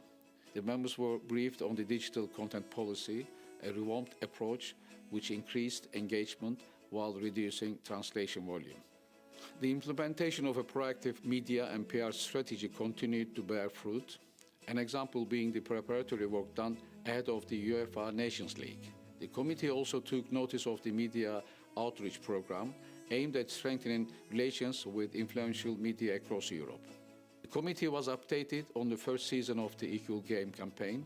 It was presented with impressive growth on the corporate digital and social channels and high numbers of engagement on the important message of inclusion, diversity and accessibility in European football. Finally, the committee was informed about the objectives of the National Association's Communications Unit aimed at improving contacts with the FA's communication professionals and coordinating the strategic communication pillar of UEFA growth.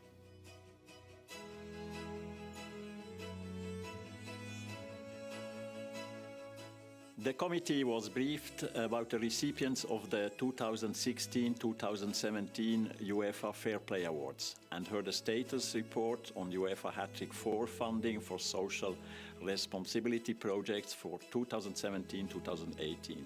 The committee noted that all 55 UEFA member associations had submitted a total of 69 projects.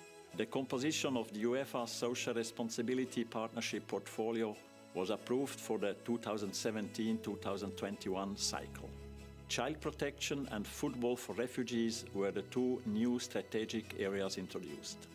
The committee approved the 6 grants of €50,000 to be awarded to the associations of Belgium, Germany, Italy, Malta, Norway and Scotland. Members were informed that human rights criteria as an integrated part of UEFA's binding process, were applied for the first time in the decision-making process for the club competition finals in 2020.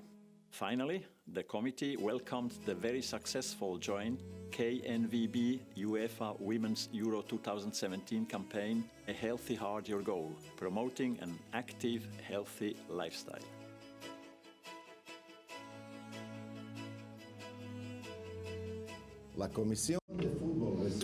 An update was given to the Football Committee on experiments and current procedures in the deployment of video assistant referees, designed to help referees in the decision-making process, as well as on questions related to playing time in UEFA competitions and across the top leagues in Europe.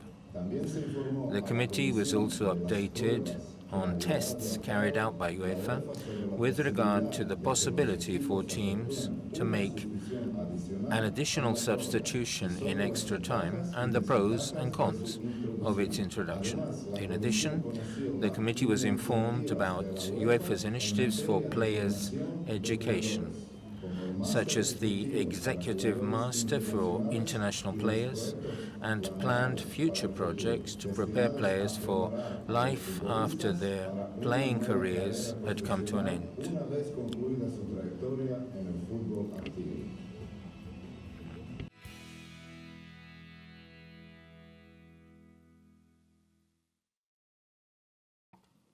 Are there any questions about the reports of the committees? If not, I would like to congratulate and thank to all the committee chairmen and all the members of the committees. Committees are an important platform for you national associations to express your opinions, and committees propose important proposals to the executive committee. So many of the decisions that are taken or accepted at the General Assemblies, at Congresses, are the consequence of the work of the committees. So thank you very much to the chairman and to all the members. You might be tired, so let's take a coffee break. We continue at 11:35. Thank you very much.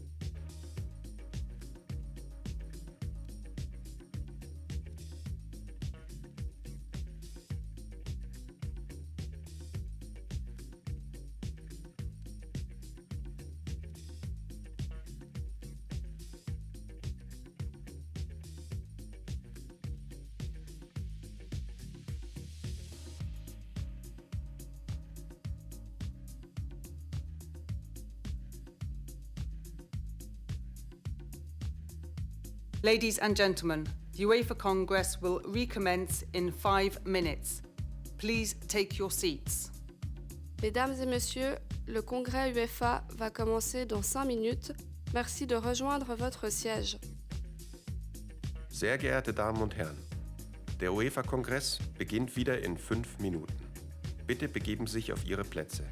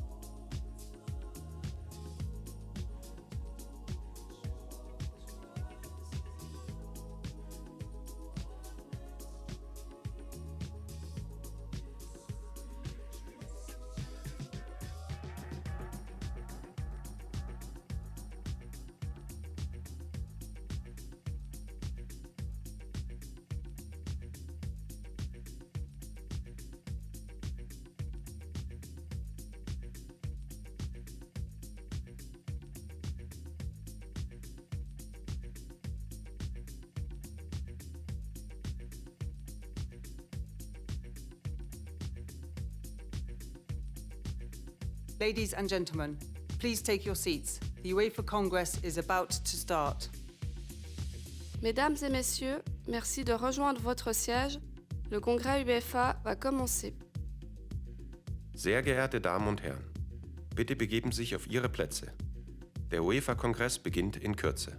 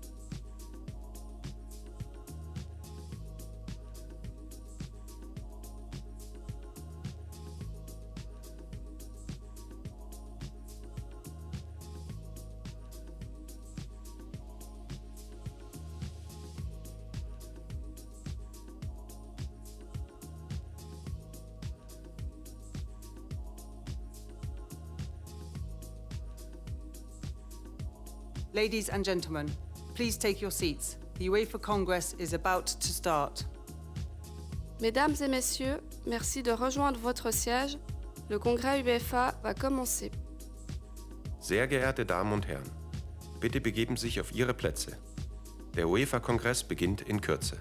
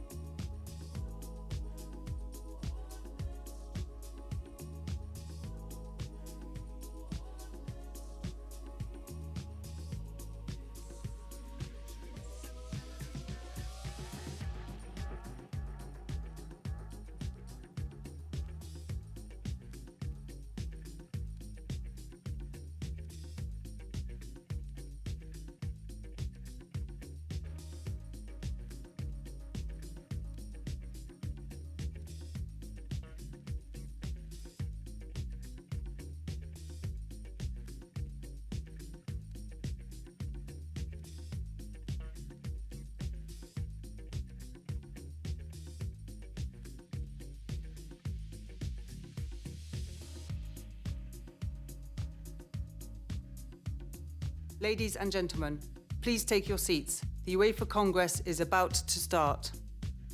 Mesdames et messieurs, merci de rejoindre votre siège. Le congrès UEFA va commencer.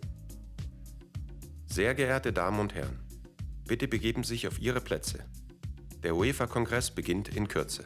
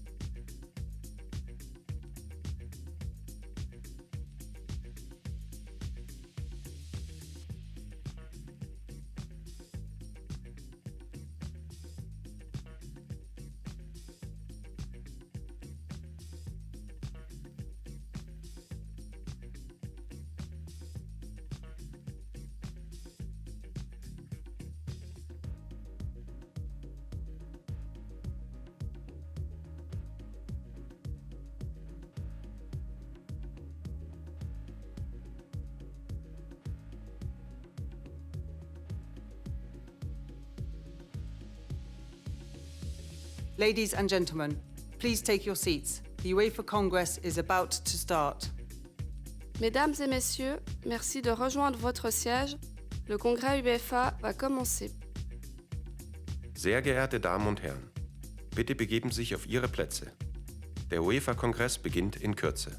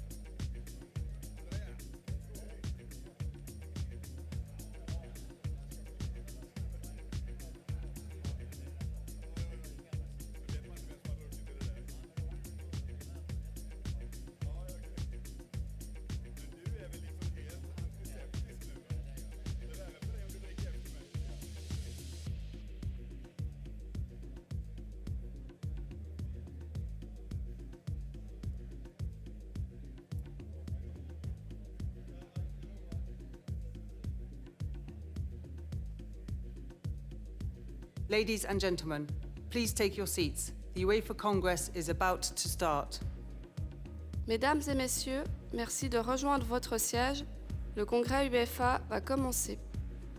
Sehr geehrte Damen und Herren, bitte begeben Sie sich auf Ihre Plätze. Der UEFA-Kongress beginnt in Kürze.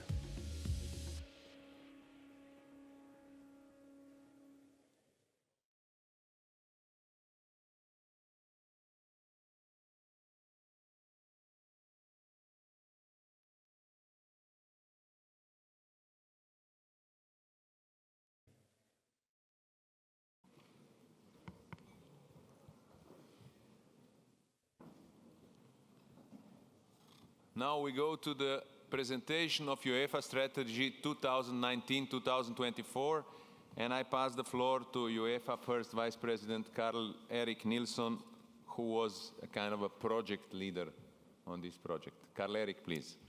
Thank you very much, Mr. President. Dear representatives of the UEFA Congress, dear distinguished guests, friends of football, colleagues, ladies and gentlemen. Yes, I am very proud to stay here and really honored to present the UEFA Strategy 2019 to 2024. Yesterday it was a milestone in the Executive Committee when we took the decision of this strategy, and today I'm here presenting it for you at the Congress. So let's go on. The UEFA Strategy document, I hope most of you have it in front of you. This is a copy of the strategy Together for the Future of Football. In the end of this presentation, you will have a summary of the content in this document. And we hope, we who have worked with it, that you will find it interesting, you're pleased with the content and the style. Even if I'm standing here, I must really say this is a team production that involved the contribution of the UEFA administration, of our member associations, and our important stakeholders. And this is really, truly a collaborative effort. Why do we need a strategy? Yeah, you will see when you read through the pages the recurring themes and the answer to this question. We must, of course, be ready to grasp the new opportunities that will come, but also tackle future threats. We have values, we have principles, we have fundamentals that are important to us and that we need to keep, of course, and the strategy that reminds us of what those are. We must always remember why we are doing what we do, for football, for solidarity, and to keep this noble system intact for future generations. This has been a process with great involvement. And as I mentioned in the beginning, this has been a very large consultative process. We involved the entire football community over the course of a year and a half. And along with the great support from the team of Andrea Traverso in the UEFA administration, the process was managed by a UEFA Strategy Working Group after an initiative from the UEFA President. And all together, these UEFA Strategy Working Groups have three colleagues from the Executive Committee involved, and then 5 additional National Association presidents or general secretaries. From the countries of Ireland, Turkey, Russia, Italy, France, Slovakia, Northern Ireland, Iceland, and Sweden. That has been the UEFA Working Group.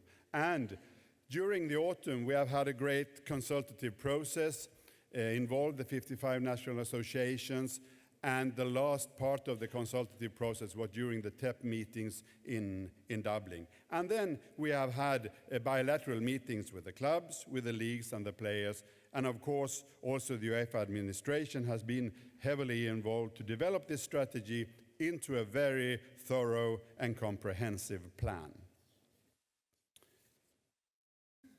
And what is next? This is not the final. This is the beginning.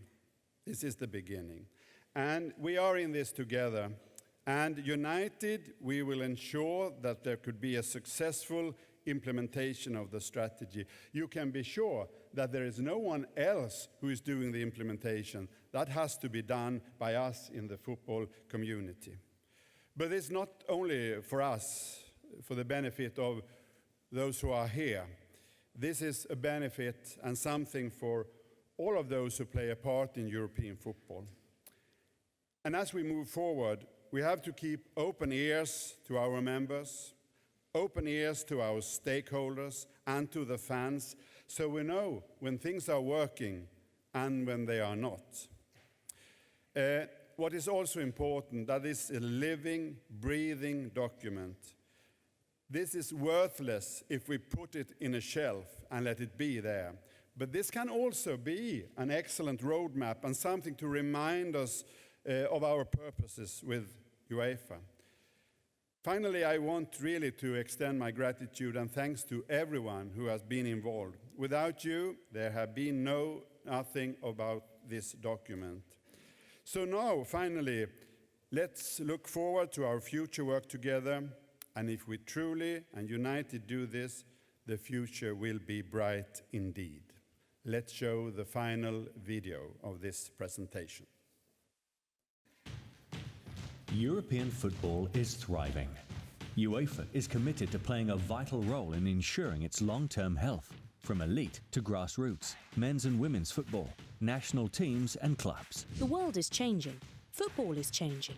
New viewing habits and technologies present challenges which are affecting the European football ecosystem and impacting on how we all experience the game.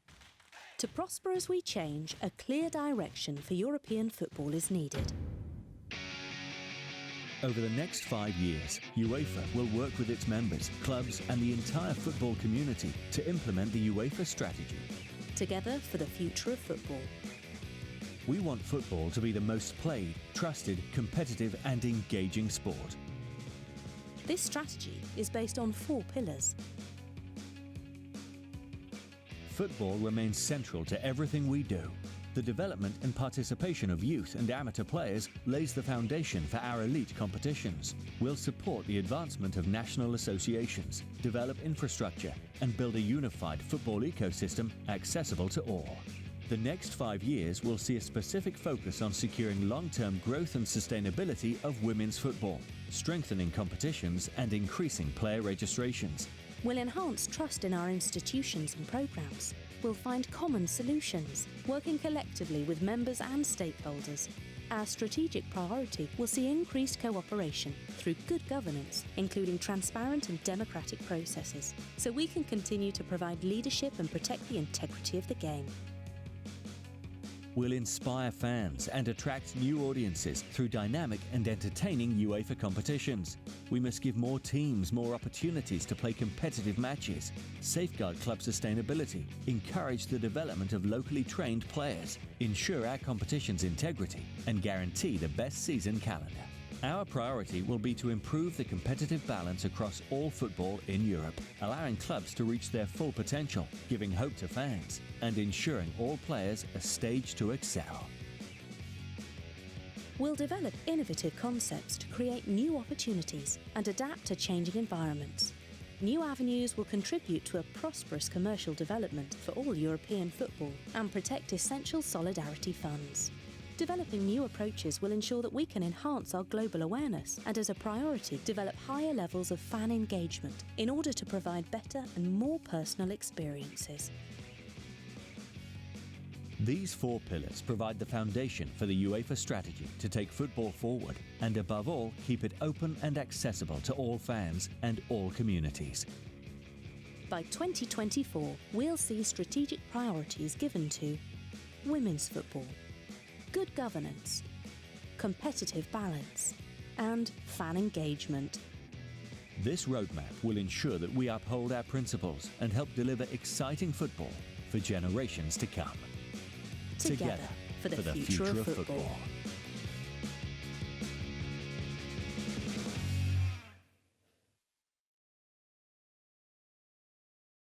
Thank you very much, Karl-Erik.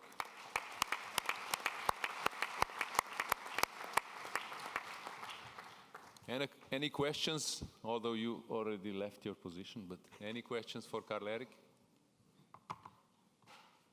If not, then we go to the always hottest topic of every Congress, elections. For UEFA President election, for the first election Congress for the term of office running until 2023, I give the floor back to my colleague, first UEFA Vice President Karl-Erik Nilsson, and I'm leaving the room. Thank you very much. Thank you very much. That was the reason that I have to leave the podium very quickly to come here, and I'm not so fast as I once was, Gianni.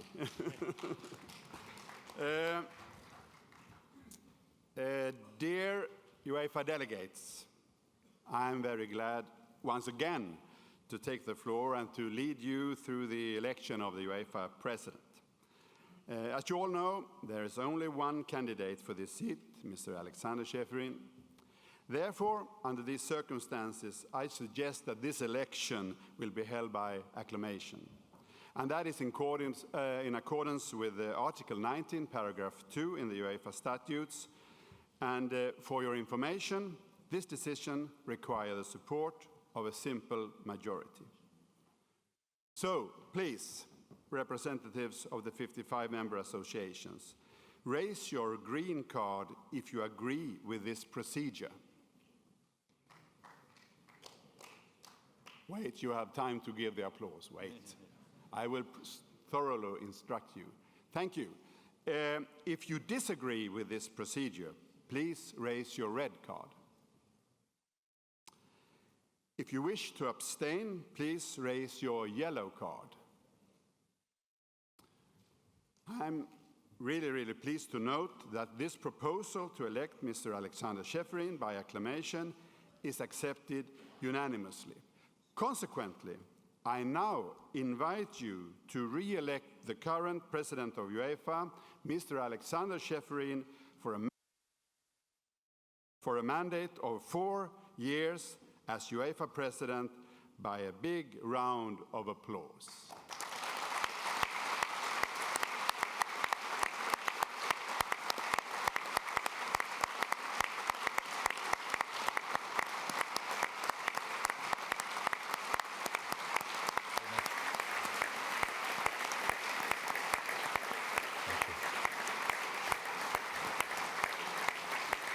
Thank you very much.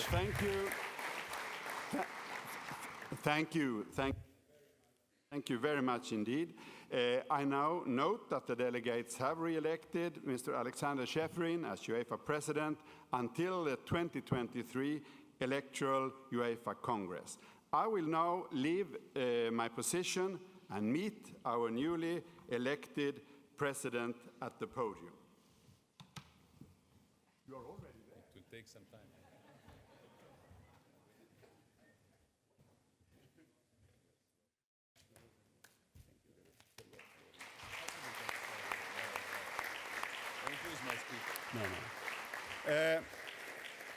On behalf of the entire UEFA, I would like to congratulate you, Aleksander, to a new mandate for 4 years. Congratulations.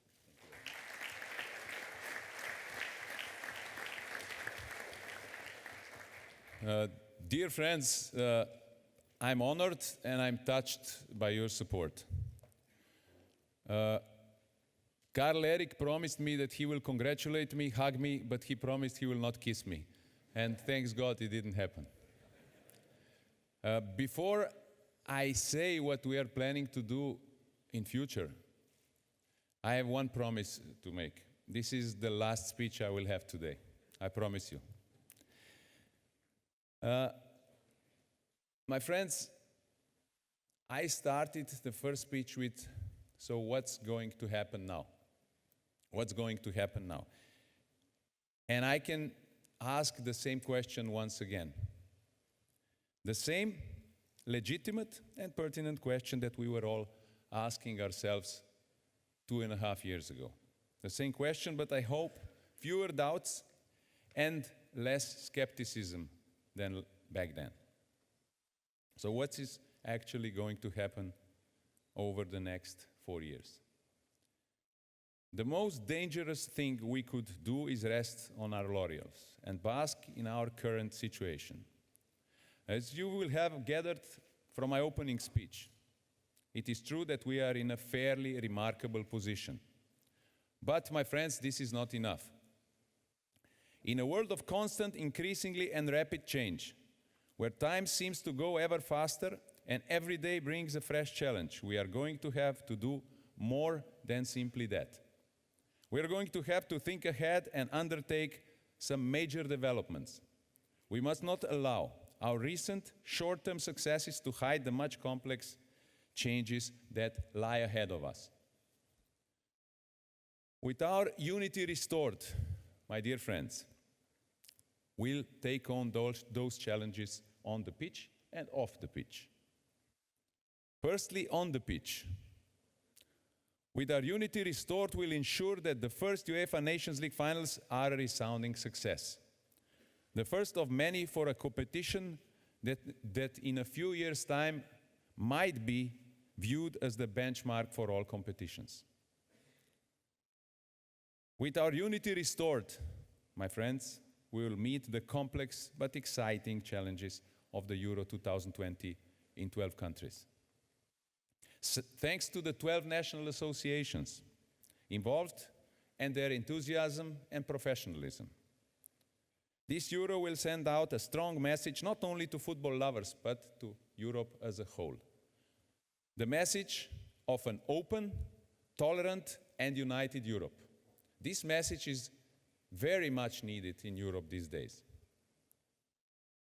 With our unity restored, we will take women's football to a new level. Thanks in particular to Women's Euro 2021 in England, the perfect place for that to happen. And women's football might take off at that Euro once and for all. With our unity restored, my friends, we'll do everything possible to bring the 2030 World Cup to our continent, 12 years after the big success at the World Cup in Russia. And we'll take challenges off the pitch too. With our unity restored, and with the help of our administration, we'll deliver the strategy that was just before drafted by Karl Erik, but it was prepared by all the group, Karl Erik, Florence, John, Michele, Gudni, David, Kadir, Josef, and Sasha. With our unity restored, we'll work hand in hand with our partner, the ECA, to design the club competitions of the future. Club competitions that are in keeping with the times, full of excitement, intensity, and open, always open. A new type of competition that will bring a different dimension to European football, but still based on two principles on which we will never give away.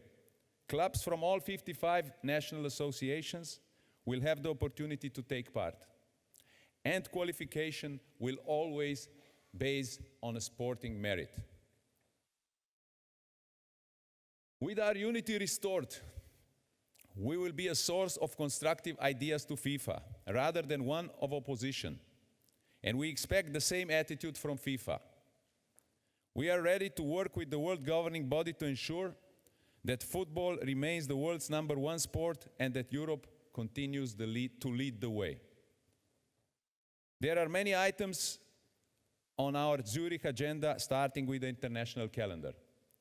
National associations, we will rigorously defend your interests so that you can continue playing the same number of matches every year. Europe's clubs will rigorously defend your interests so that the calendar meets high-level requirements. And we will rigorously defend the interests of players who are many times forgotten in those discussions. So what else is actually going to happen over the next 4 years? By putting respect, hope, and solidarity at the heart of our strategy, we will make football more accessible to fans, all fans across the planet. This is one of the main challenges in the coming years. And this is why I'm pleased to announce that UEFA will be launching its OTT platform in the next 6 months. We are fully aware that a revolution is underway, and are in the process of agreeing historic partnerships with the world's leading companies in this field. As you know, my friends, we have already started to move in this direction, thanks to, for example, a sponsorship deal with the Alibaba Group. This partnership is more than a simple sponsorship deal. It's a first agreement that opens up new horizons, such as the creation of a center of excellence in new football technologies or joint e-commerce projects. I take this opportunity to thank all our partners, who each in their own way allow us to break new ground and advance in many areas. Together we are inventing the future. And our only limit is our imagination, trust me.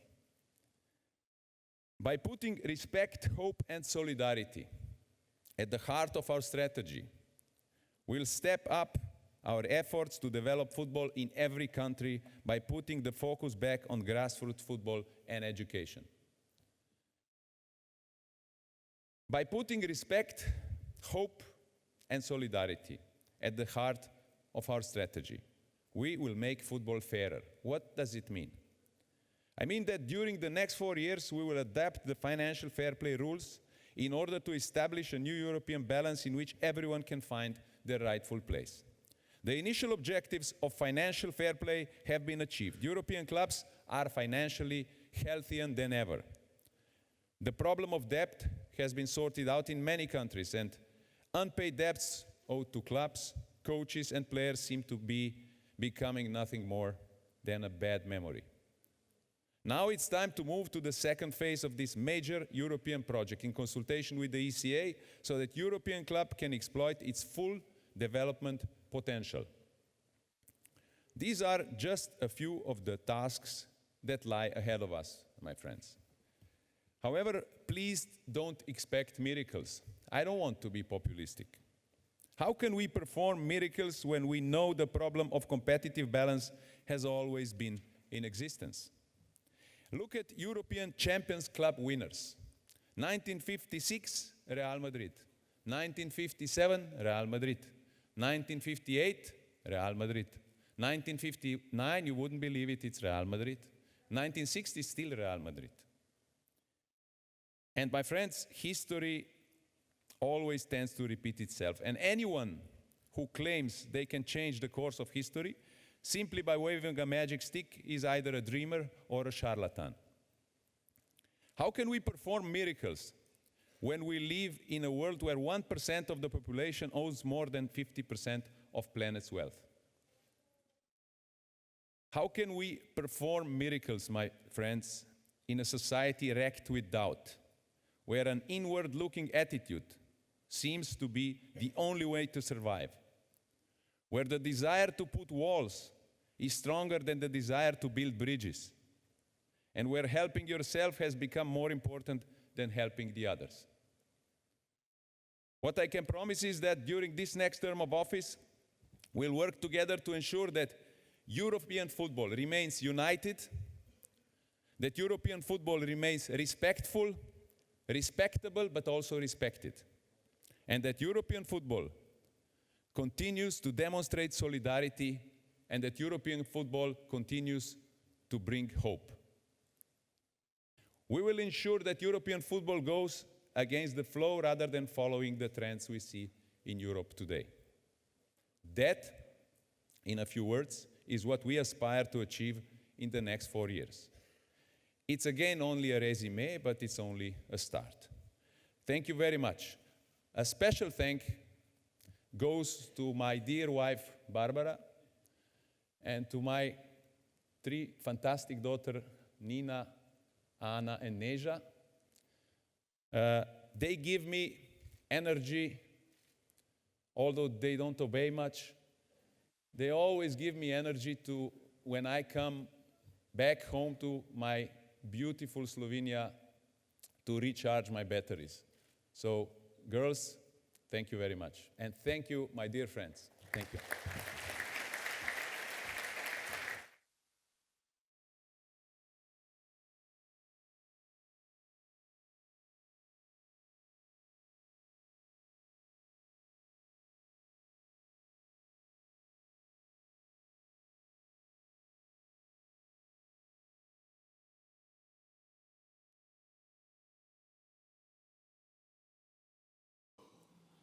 Now we move to the elections for the UEFA Executive Committee. This will be conducted in two parts. First, the election of a female member of the UEFA Executive Committee for a 4-year term of office. And second, the election of 7 members of the UEFA Executive Committee for a 4-year term of office. So let's proceed with the first election. As you have been informed in a circular letter sent out ahead of this Congress, there is only one candidate for this seat, and this is Ms. Florence Ardouin, proposed by the French Football Federation, whose term of office ends today.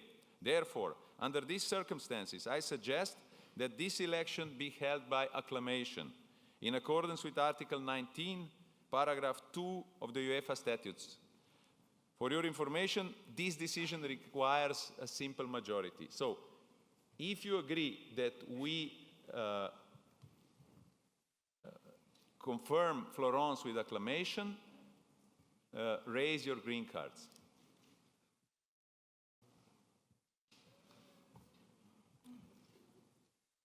If anybody disagrees, please raise your red card.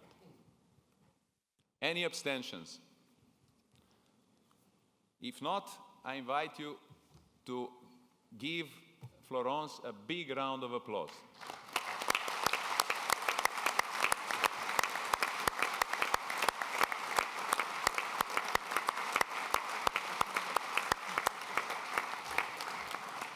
Congratulations, Florence. I note that the delegates have re-elected you as the female member of the UEFA Executive Committee for a 4-year term lasting until 2023 UEFA Congress. Now we move to the election of 7 members of the UEFA Executive Committee for a 4-year term of office. The terms of office of the following 7 UEFA Executive Committee members end today in alphabetical order. Csányi Sándor, Hungary; Gileron Peter, Switzerland; Gomes Fernando, Portugal; Larea Sarobe Juan Luis, Spain; Mihailov Borislav, Bulgaria; Šuker Davor, Croatia; and Surkis Grigori, Ukraine. The UEFA administration has received the following 10 valid candidatures for these 7 seats on the UEFA Executive Committee, again in alphabetical order. Begic Elvedin, Bosnia and Herzegovina; Boranbayev Kairat, Kazakhstan; Christensen Jesper Müller, Denmark; Csányi Sándor, Hungary, who stands for re-election; Duka Armand, Albania; Gomes Fernando, Portugal, who stands for re-election; Mihailo Borislav, Bulgaria, who stands for re-election; Pavelko Andriy, Ukraine; Rubiales Luis, Spain; and Šuker Davor, who stands for re-election. Just one more information before I pass the floor to Theo. As you know, Kairat Boranbayev has withdrawn his candidature, which means we have 9 candidates for 7 positions remaining. And before we proceed with the elections, please, Theodore. Thank you, President. The election will be conducted in accordance with Article 19 of the UEFA Statutes, and I quote, Article 19, Paragraph 1. In respect of elections, a person shall be elected in the first ballot if supported by an absolute majority, more than half of the valid votes cast. If no election is made, there shall be a second ballot in which the person supported by a simple majority, most votes, shall be elected. In the event of a tie in the second ballot, there will be a third ballot in which the person supported by a simple majority shall be elected. In the event of a tie in the third ballot, election should be determined by the drawing of lots. Article 19, Paragraph 2. Elections shall be by secret ballot. If the number of candidates is equal to the number of vacant positions, the Congress may decide to proceed otherwise. It's not the case, so we will proceed with the normal election. This election will be monitored by the appointed scrutineers, who together with myself and Giorgio Marchetti, my deputy, will form the Congress Bureau, as per Article 2 of the Rules of Procedures of the UEFA Congress. The Congress Bureau will be supported by UEFA administration staff. For each ballot, the UEFA member associations, you will receive a special ballot paper. For the first round, it will be this one.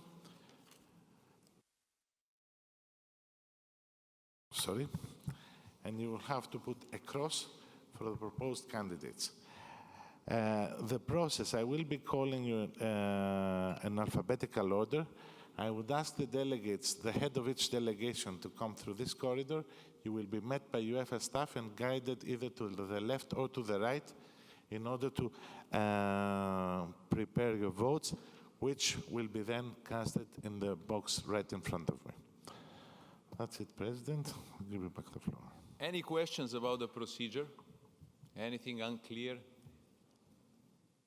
Okay, then we can start with the elections of 7 members of the UEFA Executive Committee for the next term. Thank you very much, President. And I would like to ask Albania, followed by Andorra.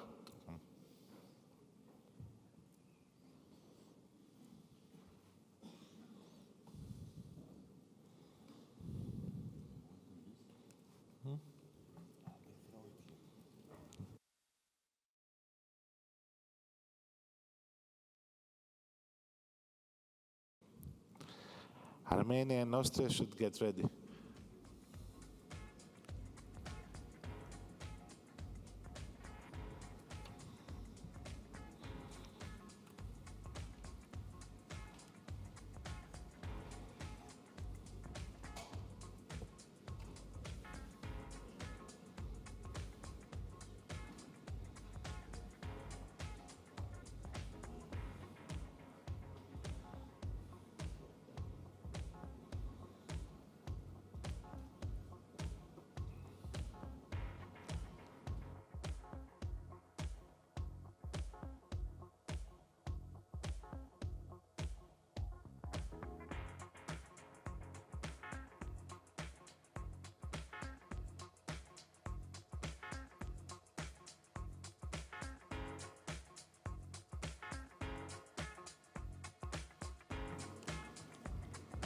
Azerbaijan and Belarus.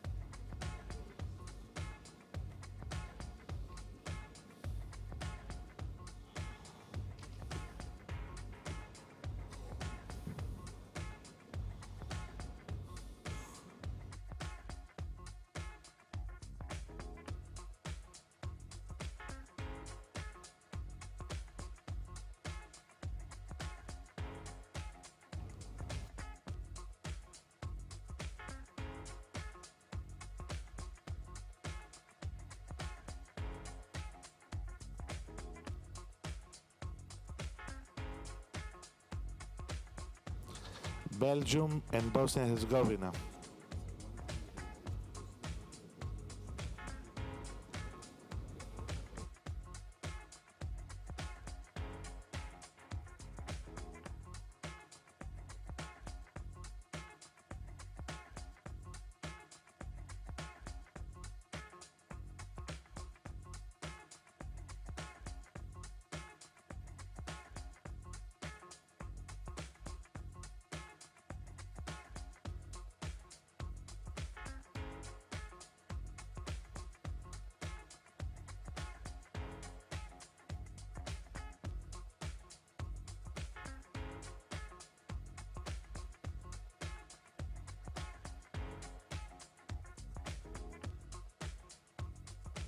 Bulgaria and Croatia.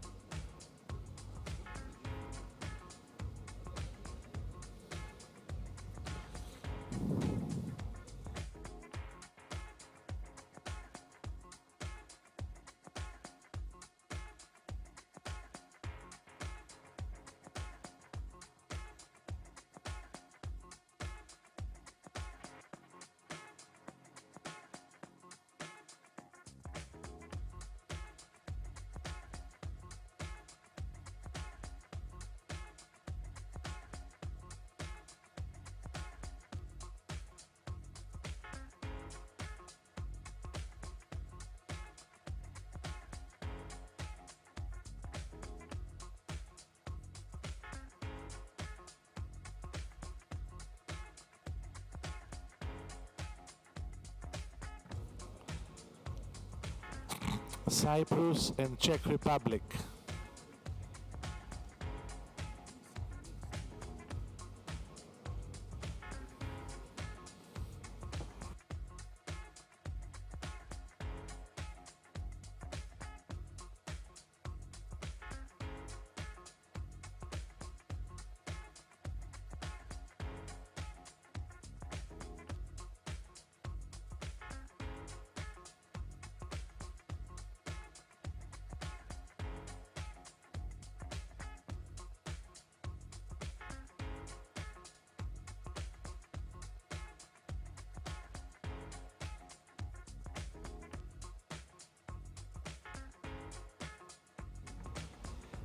Denmark and England.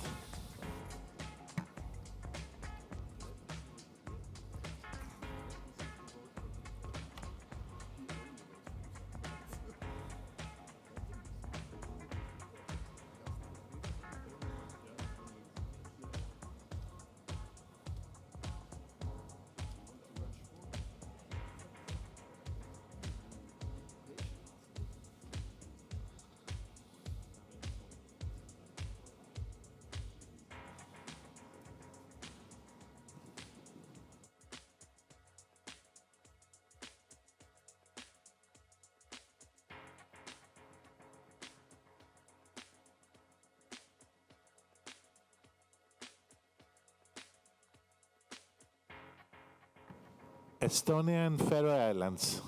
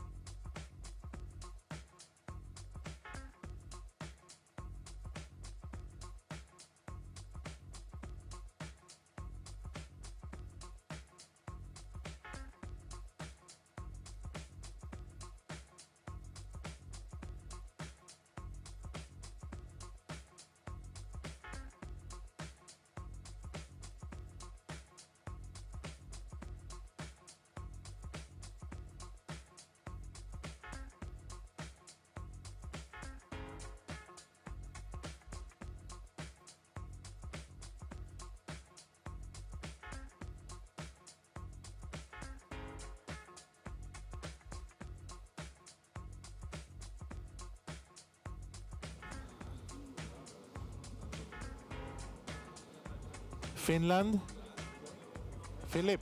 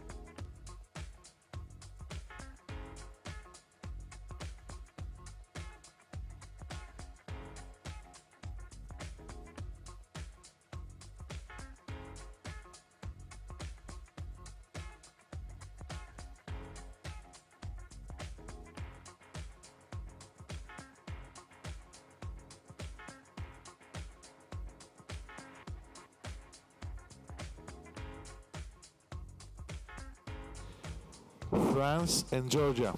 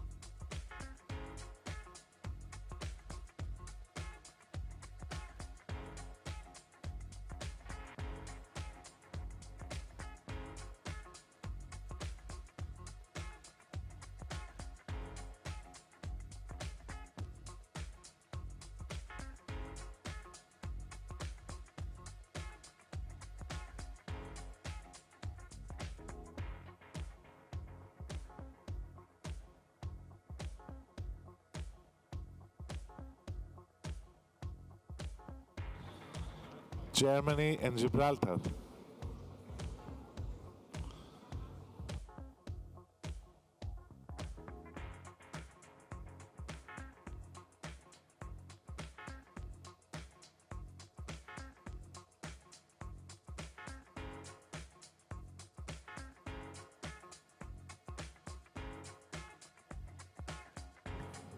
Greece.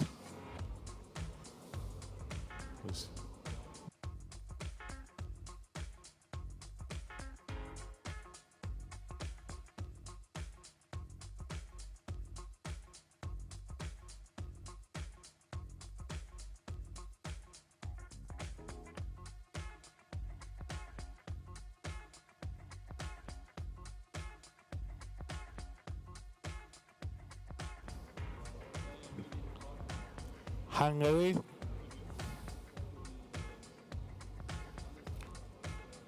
to be followed by Iceland.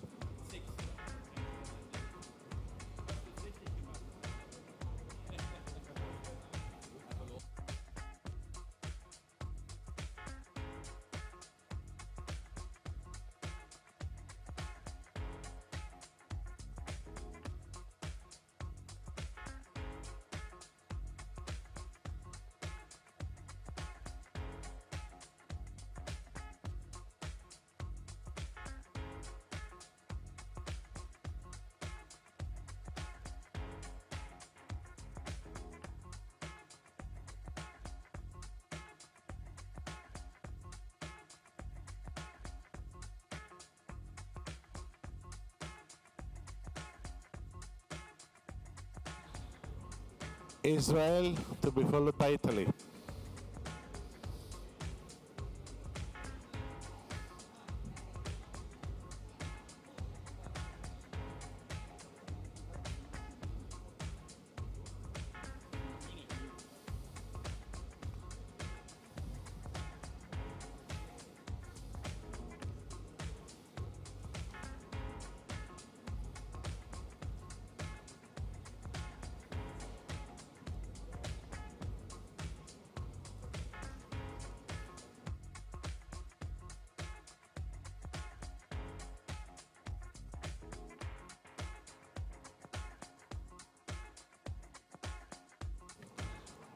Kazakhstan, to be followed by Kosovo.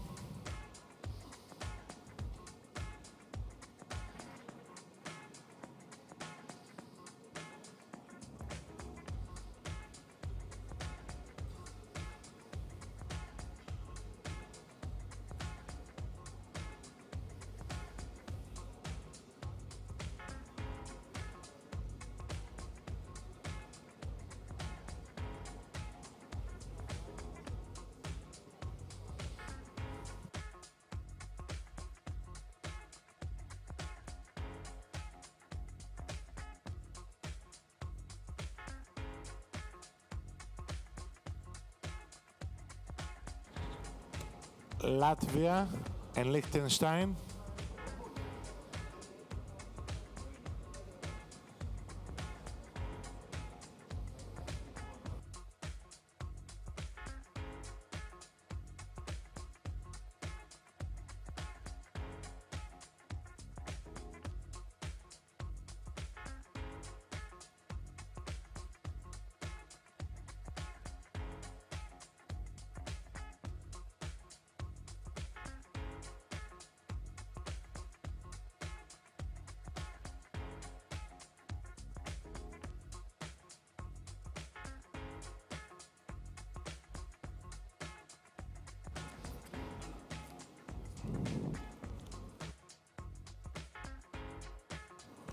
Lithuania and Luxembourg.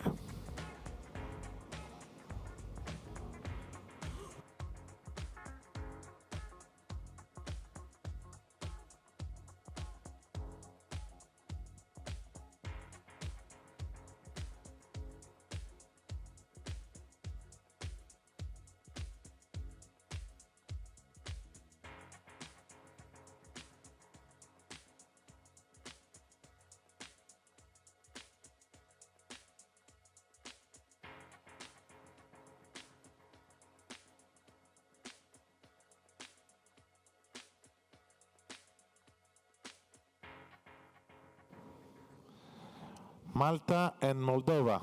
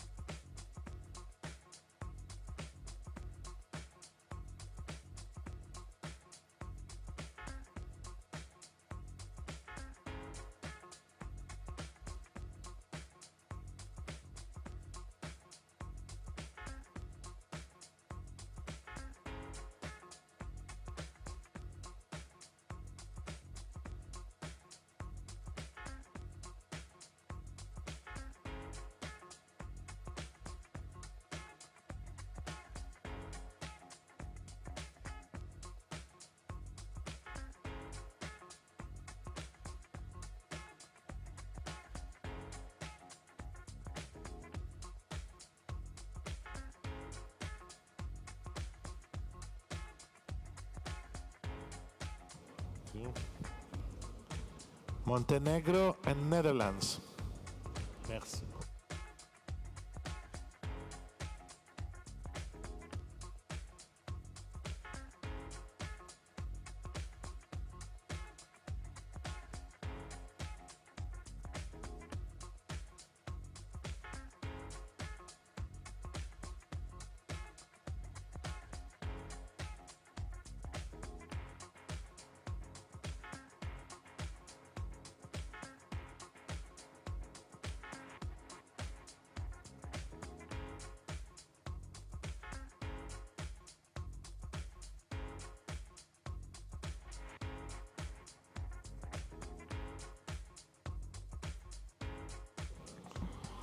Northern Ireland and Norway.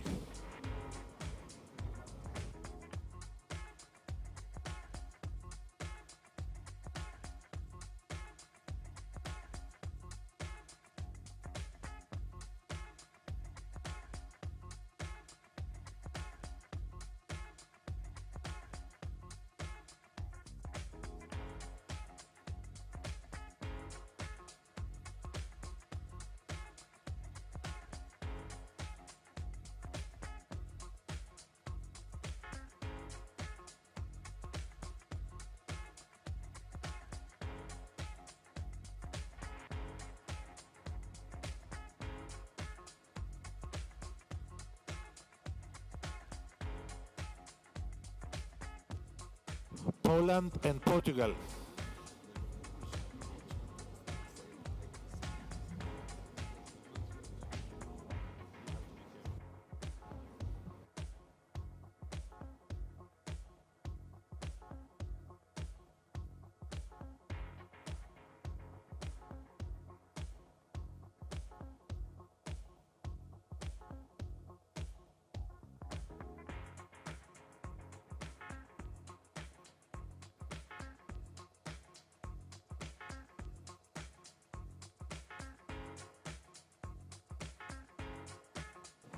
Republic of Ireland and Romania.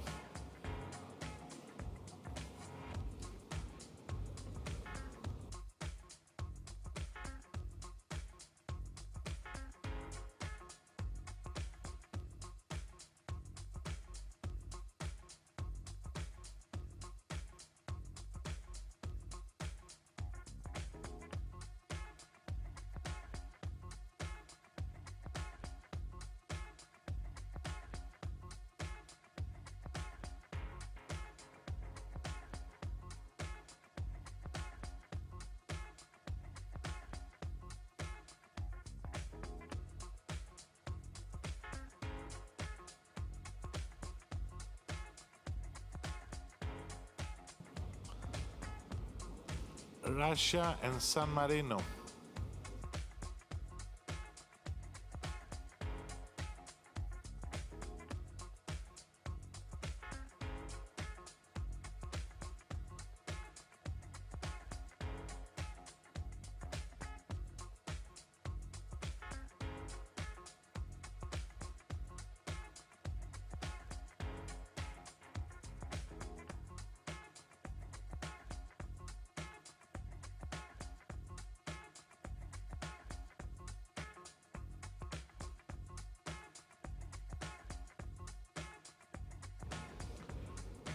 Scotland and Serbia.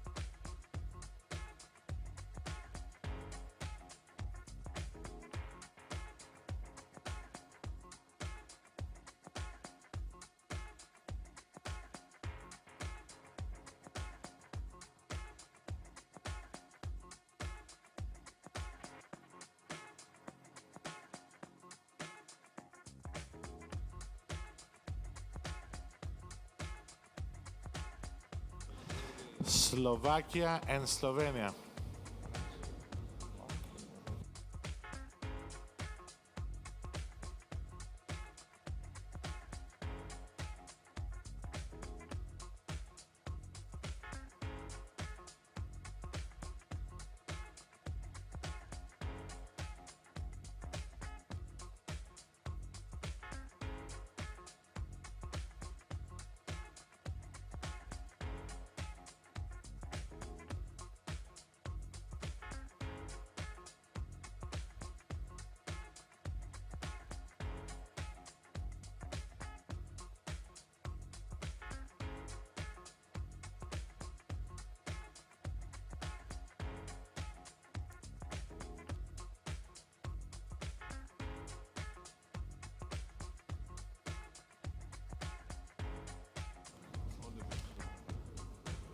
Spain and Sweden.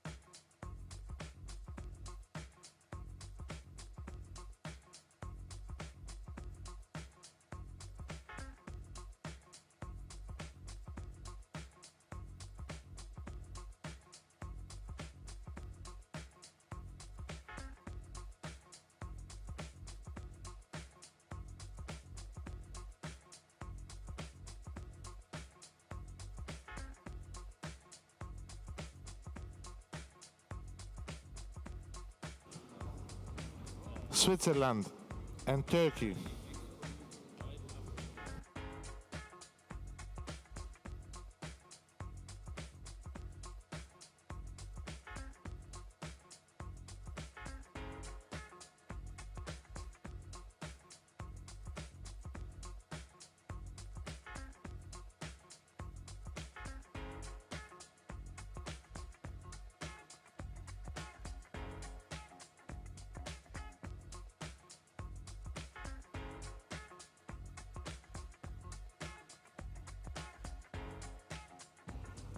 Ukraine and Wales.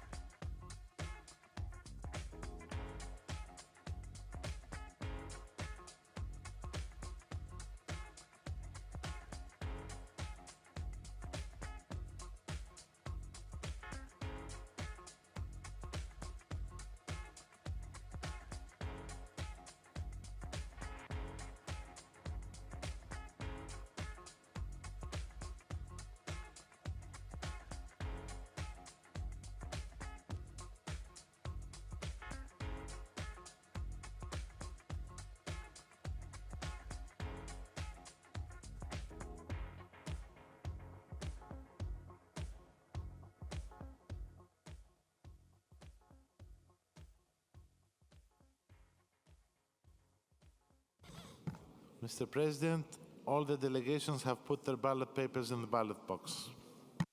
Thank you very much. I invite now the scrutineers to the table on my left in order to count the votes. Just a few more things. To ensure a maximum of transparency, you can watch the scrutineers on the screen from your seats.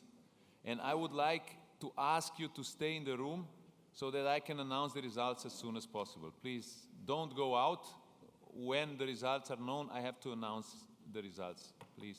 You had a coffee break half an hour ago.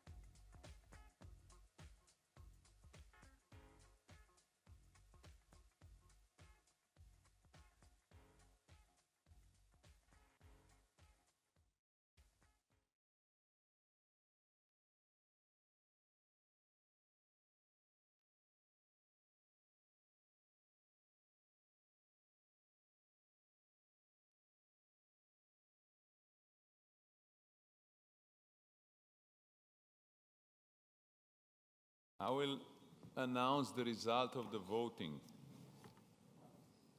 Voting cards distributed 55.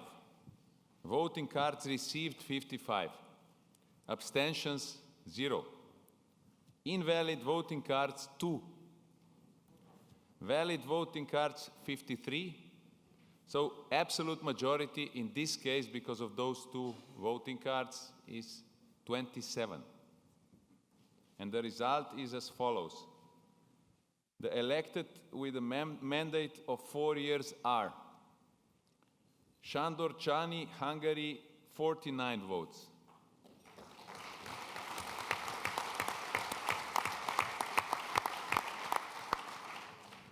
Luis Rubiales, Spain, 47 votes.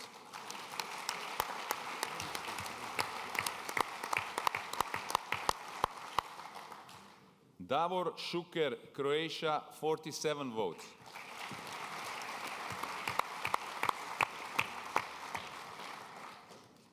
Fernando Gomes, Portugal, 45 votes.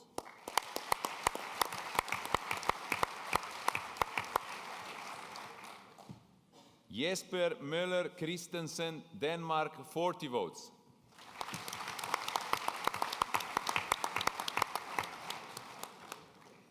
Armand Duka, Albania, 36 votes.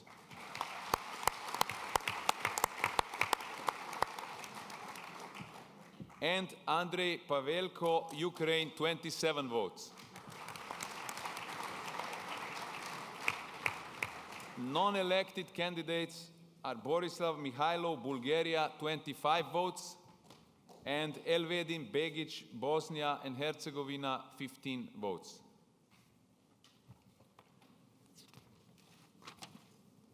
Now we go to the FIFA Council. We vote 1 FIFA Vice President for a 4-year term. As you have been informed in a circular letter out ahead of this Congress, there is only one candidate for this seat, and this is Sándor Csányi, proposed by the Hungarian Football Federation. Therefore, I suggest that this election be held again with acclamation, since there's only one candidate. And I remind you that this decision still requires a simple majority. So, if you agree with that procedure, please raise your green card.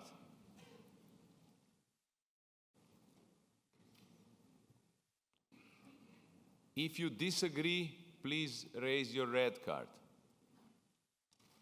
And if you wish to abstain, wish your yellow card. Okay?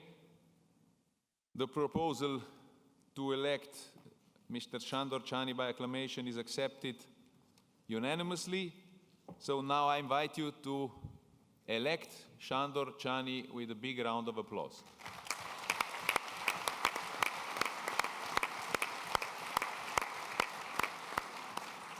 I note that the delegates have elected Mr. Sándor Csányi as a FIFA Vice President for a 4-year term lasting until 2023 UEFA Congress. Congratulations to you, Sándor. I don't know at which side you are. Congratulations, and I wish you a successful mandate at the FIFA Council. Now, we still stay at FIFA Council. FIFA Vice President representing the 4 British associations for a 4-year term. Again running till 2023. As you know, the UEFA administration received 2 candidatures for this position. The English Football Association has proposed Greg Clark, and the Irish Football Association has proposed Mr. David Martin, and as candidates of this seat. So, General Secretary, please explain how we go. President, it will be the same procedure as for the election of the 7 members of the UEFA Executive Committee, and I'm available to answer any possible questions. Okay, let's start with the procedure, and you can leave the room, I think, but be close, because last time I pushed you too much. Be around, because we have to announce the result as soon as possible. Okay. Now, Theo, please. Thank you. I'll ask the UEFA administration to comment so that we follow the same procedure. Albania Andorra.